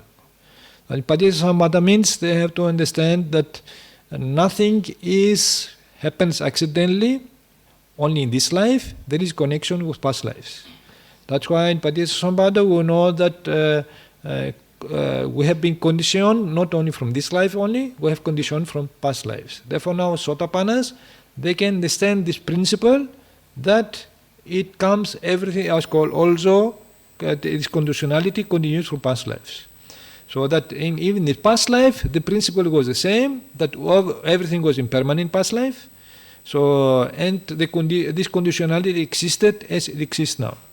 So then either by direct experience or by indirect, means by inference. By inference, they have to come to this knowledge. Otherwise, they are not able to become Sotapannas. Jadi Bante menambahkan untuk orang-orang yang ingin mencapai tingkat kesucian Sotapanna itu harus mengerti Paticcasamuppada atau pengetahuan bahwa tidak ada apapun yang di dunia ini yang terbentuk karena kebetulan atau karena memang seperti itu. Tetapi apapun yang terjadi di dunia ini terjadi karena adanya kondisi-kondisi sebelumnya yang menopang sehingga terbentuknya kondisi sekarang, situasi sekarang. Jadi semuanya itu harus ada hubungannya dengan kondisi yang sudah terjadi sebelumnya. Ada faktor penopang, tidak terjadi dengan sendirinya atau tidak terjadi dengan kebetulan. Jadi jika Sotapanna sudah memahami, orang-orang yang sudah memahami tentang prinsip ini, Paticcasamuppada, barulah mereka bisa mencapai tingkat kesucian Sotapanna. Karena dengan mereka mengerti prinsip ini, maka mereka juga menyadari atau menerima adanya konsep di masa lampau, adanya kehidupan di masa lampau, sehingga mereka bisa mencoba menganalisa atau menginvestigasi apa yang terjadi di masa lampau sehingga membentuk kondisi mereka di saat sekarang ini.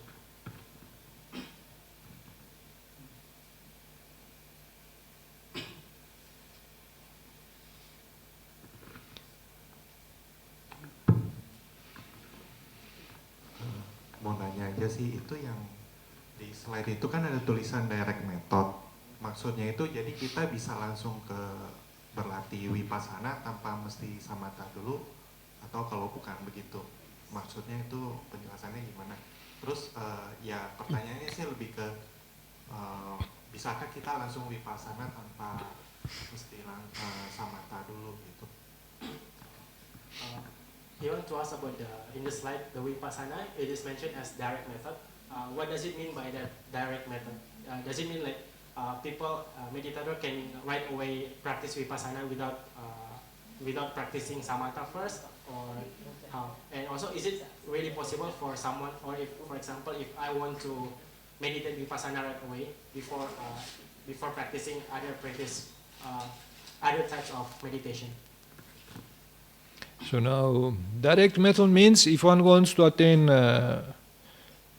it's called Sotapanahut, that is a direct method. But the Buddha tells supportive method. Now, for example, you can use samatha first to steady your mind, and then after practice the direct method, which is Vipassana. That is one way. Or just start practicing directly Vipassana by having sila, supporting the sila, and only directly Vipassana. So you can choose therefore now of this, but sila, without sila you can't protect so well. Sila has to be both. For Vipassana and for samatha, sila must be there. This is the foundation. But the others are optional. Optional means it depends. If you want to have supportive method for Vipassana, you can attain jhanas who can support you for to have very clarity of mind and so forth. And then you can practice Vipassana. That is optional. That is called samatha upangama. First you practice Vipassana, samatha after Vipassana. Therefore now this is optional. So, but in order to go to Maggapala, you can't go with samatha. There is no way. You have to, that's why Vipassana is called direct method to go to Maggapala. That's called either you get support from samatha or not support. This is the direct method.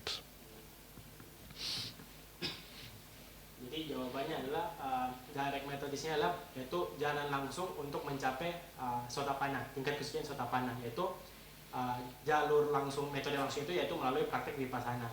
Tetapi ada juga opsionalnya, jadi bisa juga diterapkan yaitu melalui metode penopang, yaitu misalnya samatha dulu. Misalnya kita mempraktekkan dulu meditasi samatha untuk menenangkan atau meningkatkan konsentrasi pikiran kita. Nanti setelah pikiran kita sudah mulai tenang dan mulai terkonsentrasi dengan baik, baru kita bisa pindah ke vipassana. Tapi Bante juga ingatkan, di antara kedua meditasi ini juga harus tetap diiringi dengan sila, baik vipassana maupun samatha. Karena tanpa sila, tanpa moralitas yang baik, maka praktek meditasi kita tidak akan bisa bekerja dengan benar. Tetapi kalau kita ingin mencapai magaphala itu tidak bisa hanya dengan praktek samatha saja. Jadi harus melalui praktek vipassana.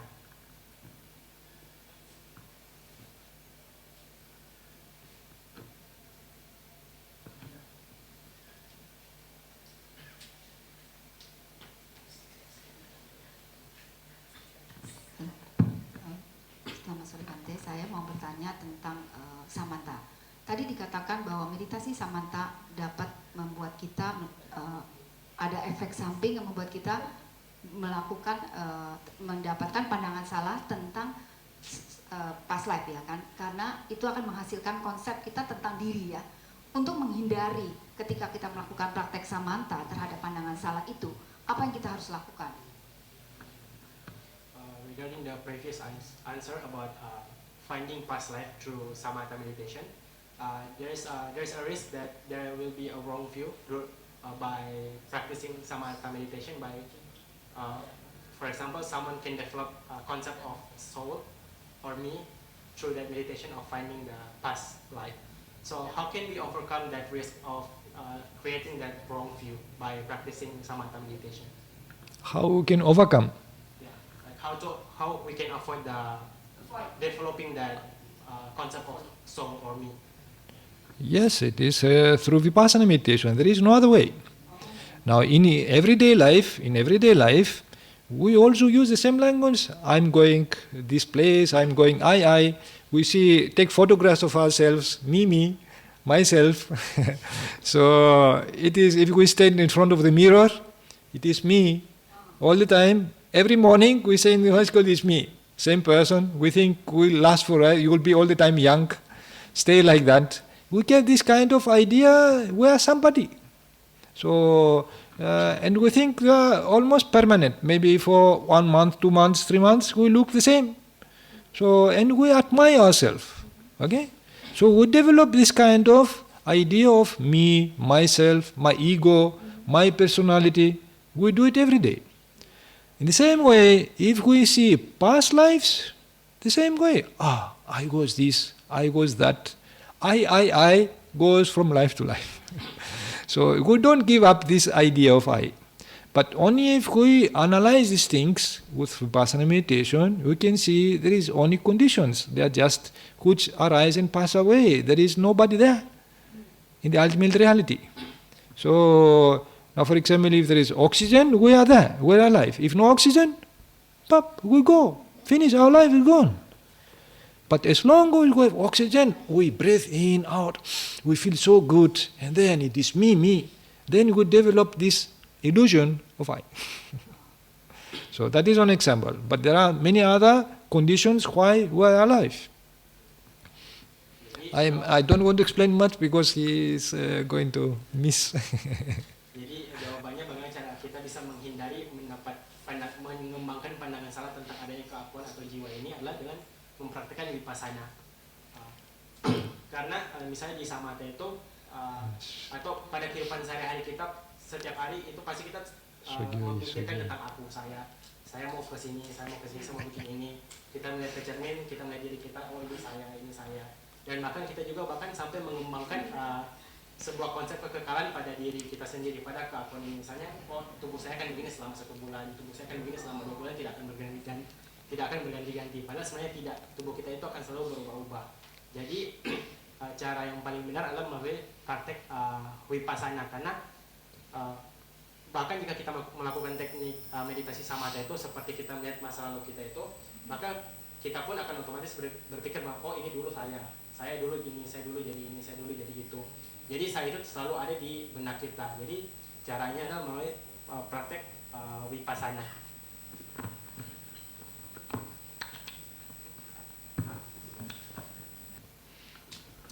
Yes, now in order to reach Sotapanna and so forth, samatha meditation is not enough. Samatha meditation is just to calm down the mind. That's why now the Buddha tells the first four jhanas, rupa jhanas, fine material sphere jhanas, they are called sukha viharas. He called them sukha viharas, blissful abiding. You go just to enjoy bliss, sukha, sukha, sukha. This is what you want, emotional. Is emotional part. Okay? Not analysis. You just want to enjoy bliss. That's why people attain the jhanas. So then, arupa jhana is called which are immaterial sphere jhanas. They are called santa vihara, peaceful abidings. You want to have peace, not to analyze things. Just peace of mind. Be very absorbed into peace, and don't think much. You should not think. You should stop thinking about other things except the object of meditation. Therefore, now we have sukha, which is emotional, and peace is also emotional. Nothing intellectual. You should not analyze. Alright? So, but in vipassana, we need panya. Okay? Wisdom. Intellectual powers. Not emotional. It's called, we have to develop intellectual powers. That is where it starts with panya, wisdom, investigation. Dhamma vicaya. We have to investigate how this phenomenon operates. What is the mechanism behind of this phenomenon? So what is the mind? What is the body? That is where you can give up this kind of wrong views about mind and body, how they operate. That is sakaya ditthis can be eradicated. And that is how one becomes sotapanna. There is no other way without vipassana to become sotapanna. So then I will tell about Devadatta. Bante menjawab, hanya praktek vipassana yang bisa membawa seseorang ke tingkat kesucian sotapanna. Jadi samatha itu tidak cukup, karena samatha itu fungsinya hanya untuk menjernihkan atau memperkuat konsentrasi pikiran saja, menenangkan pikiran kita. Jadi dalam praktek samatha itu kan ada namanya jana. Jadi 4 tahap jana pertama itu disebut rupa jana, atau yang masih memiliki bentuk atau rupa. Kemudian di situ fokus pikiran kita adalah lebih ke suka atau emosi. Jadi kita di situ kita diperbolehkan menikmati kenyamanan saat kita memasuki atau pencerapan ke dalam 4 jana itu. Jadi pada 4 jana pertama di bawah itu kita bisa sesuka kita menikmati sensasi yang kita rasakan, kenikmatannya, kenyamanannya itu. Kemudian pada 4 tahap di atasnya, kemudian dari jana ke-5 sampai jana ke-8 itu fokus pikiran kita itu hanya ke kedamaian. Jadi kita tidak berpikir, kita tidak menganalisa, tidak ada kekuatan pikiran. Jadi kita pada 8 tahap jana ini kita hanya berbasis emosional saja, menikmati dan juga merasakan kedamaian itu. Tapi pada praktek vipassana itu disitulah kita harus menggunakan panya, kebijaksanaan kita untuk berpikir, menganalisa apa yang terjadi, kenapa bisa seperti ini. Jadi hanya dengan praktek vipassana lah baru kita bisa mencapai tingkat kesucian sotapanna. Karena kita juga melatih pikiran kita tentang kenapa suatu kondisi terbentuk, kenapa ada saya, kenapa ada jiwa, kenapa ada nyawa dan sebagainya. Yang mengenai dewata tadi, Devadatta kan dia udah mencapai jana tinggi sehingga punya hatinya, ya, kekuatan batin yang tinggi. Tapi dia bisa melakukan aksara gauta kama itu. Kenapa? Karena dia belum praktek vipassana, berarti belum sotapanna. And also about her second question about Devadatta, he achieved a high level of jhana achievement, 8 jhana that he have abhinya in himself, but however he's still able to conduct akusala kama that is really bad. So why is it happening? Is it because he hasn't reached the sotapanna state, or why is it so? So now, Devadatta actually did not attain 8 jhanas. He attained only 4 jhanas. Okay? So then he did not attain abhinyas. He did only he attained only sahi powers. How to appear and disappear. Okay? In different places. But he had not other sahi powers, like for example abhinyas to see his past life, to have dipa chakku and so forth. He has not like that. He had only the ability to appear and disappear at different places, nothing more. To appear in different forms. So this is how he impressed Ajatasattu. So, and now these jhanas, it is as the Buddha tells Sukhavihara, it's just blissful appearance. You can enjoy and so forth, be like that, or you can transform yourself. But your kilesas are not, they are just suppressed. They are not eradicated. So, in this way now, as soon as the time you are in the jhana, then these kilesas are suppressed. But you come out of the jhana, then you have great ambitions, you are going to become this, I want to become that, and slowly, the mind of Devadatta starting twisting, turning different turn. That I should become the leader of the Sangha. I am this, I am that. The ego, it's called the ego trip. That I want to become this, I want to become that, and so forth. So then, and I'm from the Sakyan clan, the Buddha should give me the leadership. Why he has given the leadership to Sariputta? He is not Sakyan. He is from Brahmin family. Why he is giving leadership to Moggallana and so forth? Why Ananda? Ananda is younger than me. Why he should deserve so much attention? Why many people run to him for Dhamma talks? They don't come for me. And then jealousy starting developing. And he starting thinking, I should take leadership. I should become, because I am the cousin of Buddha, I should become the leader of the Sangha. These thoughts starting coming him, his ego. Therefore now, ultimately, when he is starting thinking how to even to kill the Buddha, all the jhanas disappeared. He couldn't attain the jhanas again. Jadi kita meluruskan pertama, Devadatta itu tidak memiliki tingkat jhana sampai 8, jadi hanya sampai tingkat jhana 4. Kemudian Devadatta tidak memiliki kemampuan abinya atau kesaktian. Dia hanya memiliki kesaktian bisa muncul dan menghilang di tempat berbeda atau mengubah bentuk dirinya sendiri.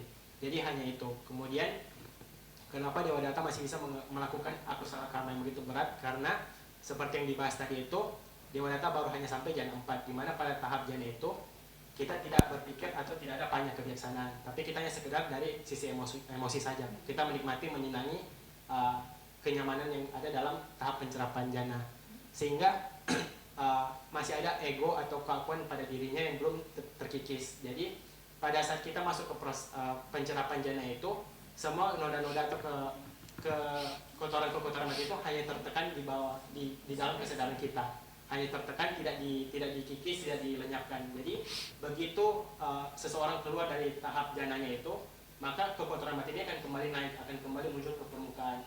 Dan dari situlah Devadatta mulai pikirnya mulai membelot, mulai miring. Jadi dia merasa saya berasal dari suku yang sama dengan Buddha Siddhartha. Saya berasal dari suku Sakya. Kenapa saya tidak diberikan kekuasaan?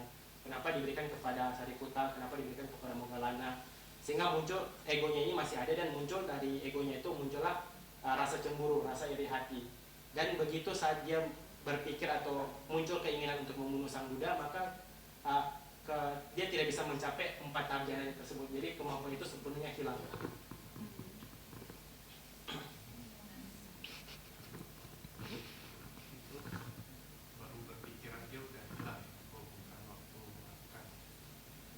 So about the Devadatta, so he lost his ability to reach the 4 jhana at the time where he just intend to kill Buddha, not when he executed the plan. Yes, before, when he started planning for that, he lost his jhanas. He could not attain the jhanas again. Jadi begitu dia baru berpikir, berencana untuk membunuh Sang Buddha, kesaktiannya semuanya hilang. Tidak bisa masuk jhana lagi, tidak bisa apa-apa.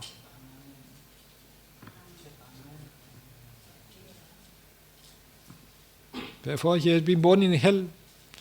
He has gone to hell. So then, this is what the story goes, no? Because after he repented, and his assistants, they brought him out of Jetavanarama, it's called in Savatthi, and because he wanted to see the Buddha before dying. But as soon as he stepped from his bed, because he could not get from his assistant carried him with the bed. So then as soon as he got from the bed to step into the ground, the earth opened and swallowed him. So then, Jadi pada akhirnya Dewa Data ini berakhir terakhir di alam neraka, karena ceritanya itu setelah dia gagal melakukan rencananya, kemudian dia dan asisten itu keluar dari hutan Jetawana atau hutan tempat perkumpulannya para biku, para sangha dan juga sang Buddha. Kemudian pada saat dia sakit-sakitan itu, dia muncul keinginan untuk mengunjungi sang Buddha atau melihat sang Buddha, bertobat kepada sang Buddha. Jadi saat asisten-asisten ini membawa dia dengan tandu, jadi dengan ranjang diangkat karena dia tidak bisa berdiri. Jadi begitu sampai ke saat dia ingin kembali menghadap sang Buddha dan ingin meminta maaf, begitu dia turun dari tandunya ini, begitu dia menginjakkan kakinya ke bumi, buminya itu tiba-tiba terbuka dan menelan Dewa Data. so now outside in the Jetavanarama, it's called, there is one depression of the earth. Depression. So some Buddhists who go there for pilgrimage, they see this, why this depression? And some they think, sometimes joking, maybe Devadatta. That is what Devadatta is swallowed by earth.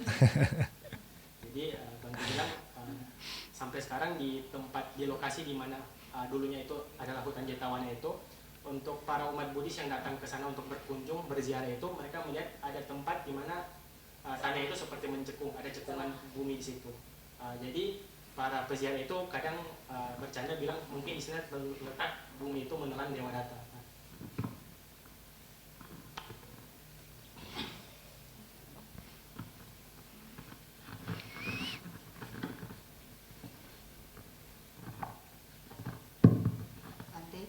Jika vipassana adalah salah satu cara untuk mendapatkan menghapuskan asawaka selain samanta, jadi menghancurkan kilesa-kilesa itu, kita di Indonesia terus terang kesulitan sekali mencari retret-retret yang mengajarkan vipassana.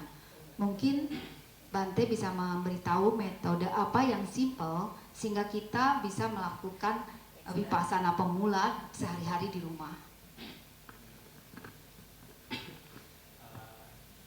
She said because the only way to eradicate this asawa is through vipassana meditation, and samatha is not enough.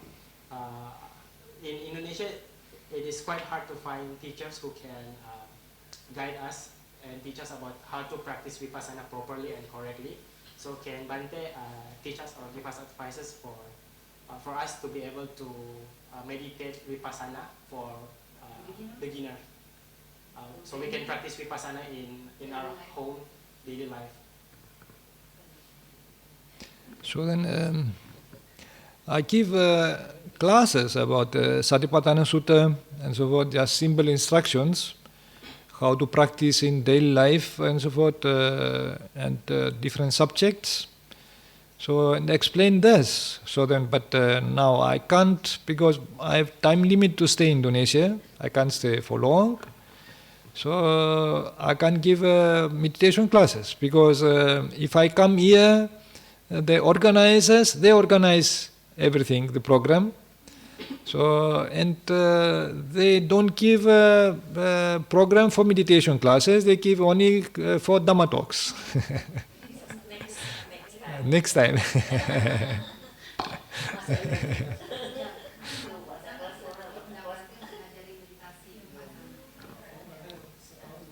So next time if Bante has the opportunity to visit again Indonesia, can we ask Bante to help us, help teaching us with vipassana meditation?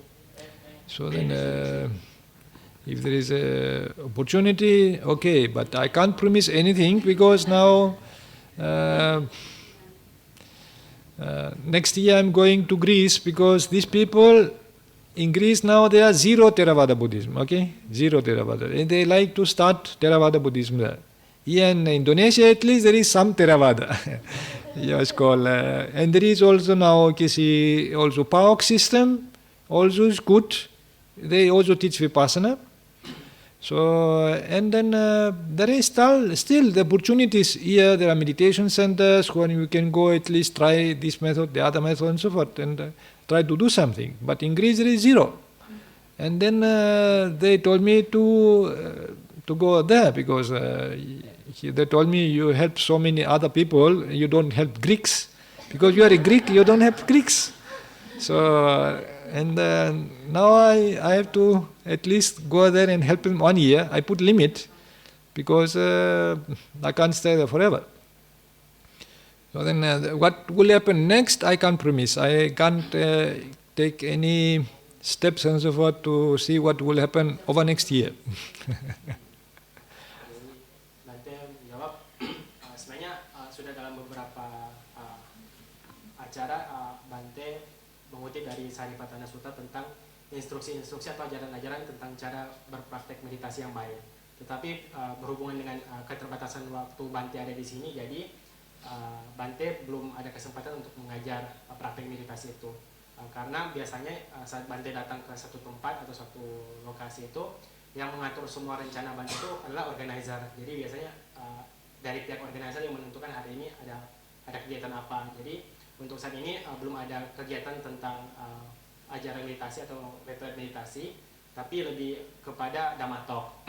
Kemudian untuk jika kita ingin mengundang Bante kembali ke Indonesia untuk mengajar retreat meditasi, Bante jawab kalau kesempatannya ada, kalau kesempatannya muncul, Bante akan usahakan. Tetapi Bante tidak mau berjanji apa-apa karena untuk 1 tahun ke depan penuh itu jadwal Bante adalah ke Yunani karena di Yunani itu ada jumlah penganut Buddhis Theravada itu 0, jadi tidak ada sama sekali. Sedangkan di Indonesia kan setidaknya kita masih ada beberapa guru yang datang berkunjung, di mana kita bisa at least berusaha mencoba ke sana, bertemu, belajar, dan juga ada sistem aliran PAAU yang juga mengajarkan vipassana. Jadi setidaknya kita lebih beruntung lah karena kita ada beberapa guru yang juga datang bergantian. Sedangkan di Yunani itu belum ada sama sekali. Jadi Yunani ini masih baru ingin untuk mengembangkan Buddhis Theravada di sana. Makanya Bante ke sana selama 1 tahun.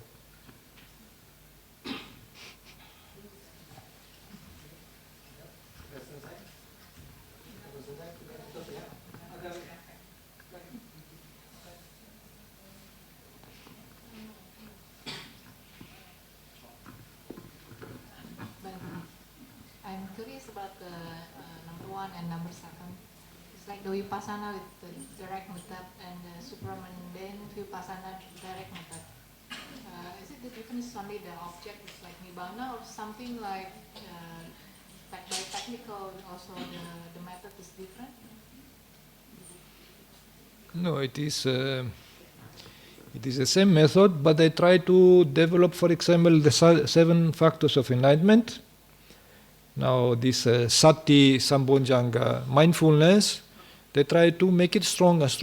Mindfulness on the object, for example, or the object of rise and fall, of conditionality of things, they try to intensify the sati. And investigation, dhamma vicaya sambonjanga, they try to intensify it in order to become sakadagami.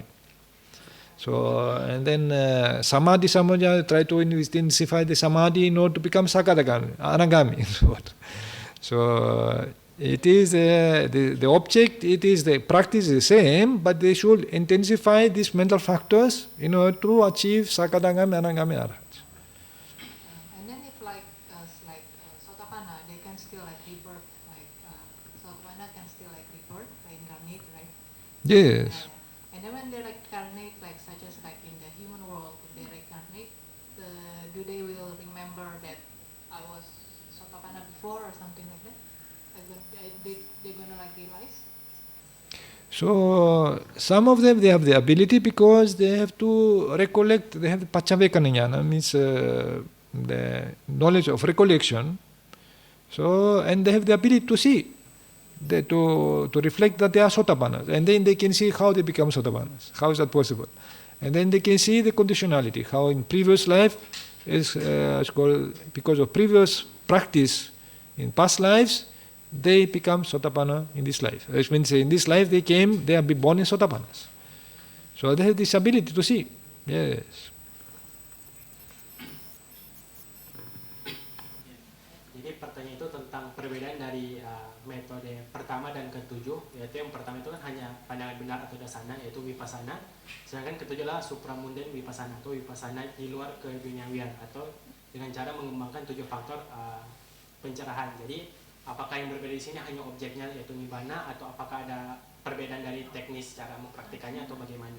Kemudian Bante menjawab, praktiknya kurang lebih sama, secara teknis praktiknya sama, tapi yang beda adalah pada ketujuh ini, yaitu supramunden vipassana itu, para sotapana atau pencapai tingkat kesucian seperti itu, mereka membuat konsentrasi terhadap faktor mentalnya itu lebih kuat lagi dan lebih intens lagi dengan tujuan agar mereka bisa naik ke tingkat kesucian yang lebih tinggi. Misalnya dari sotapana, kemudian mereka berlatih vipassana, mereka mengintensifikasikan objek meditasi mereka, yaitu 7 faktor pencerahan seperti usaha, dan juga menganalisa tentang apa yang berlalu dan apa yang hilang, apa yang muncul dan berlalu itu mereka lebih usahakan lagi, lebih kuat, sehingga mereka bisa naik ke sakadagami. Kemudian hal yang sama juga terjadi di sakadagami, mereka juga berlatih lebih kuat lagi, lebih tekun lagi, sehingga mereka bisa naik ke anagami dan seterusnya.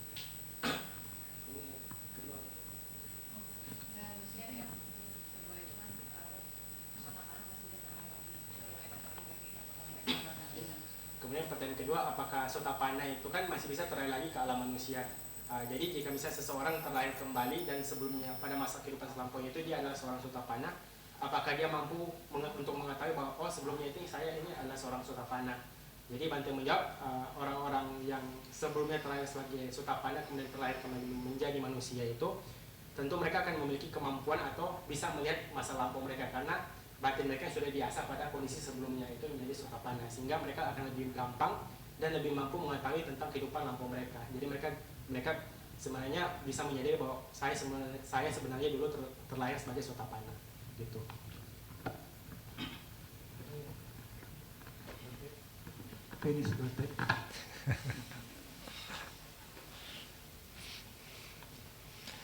So, okay, let's share the merits. Ettavata ceyam hi samba sambunya sambadan sambe deva anumodantu samba sampatti siddhya. Ettavata ceyam hi samba sambunya sambadan sambe bhuta anumodantu samba sampatti siddhya. Ettavata ceyam hi samba sambunya sambadan sabbe satta namodantu samba sampatti siddhya.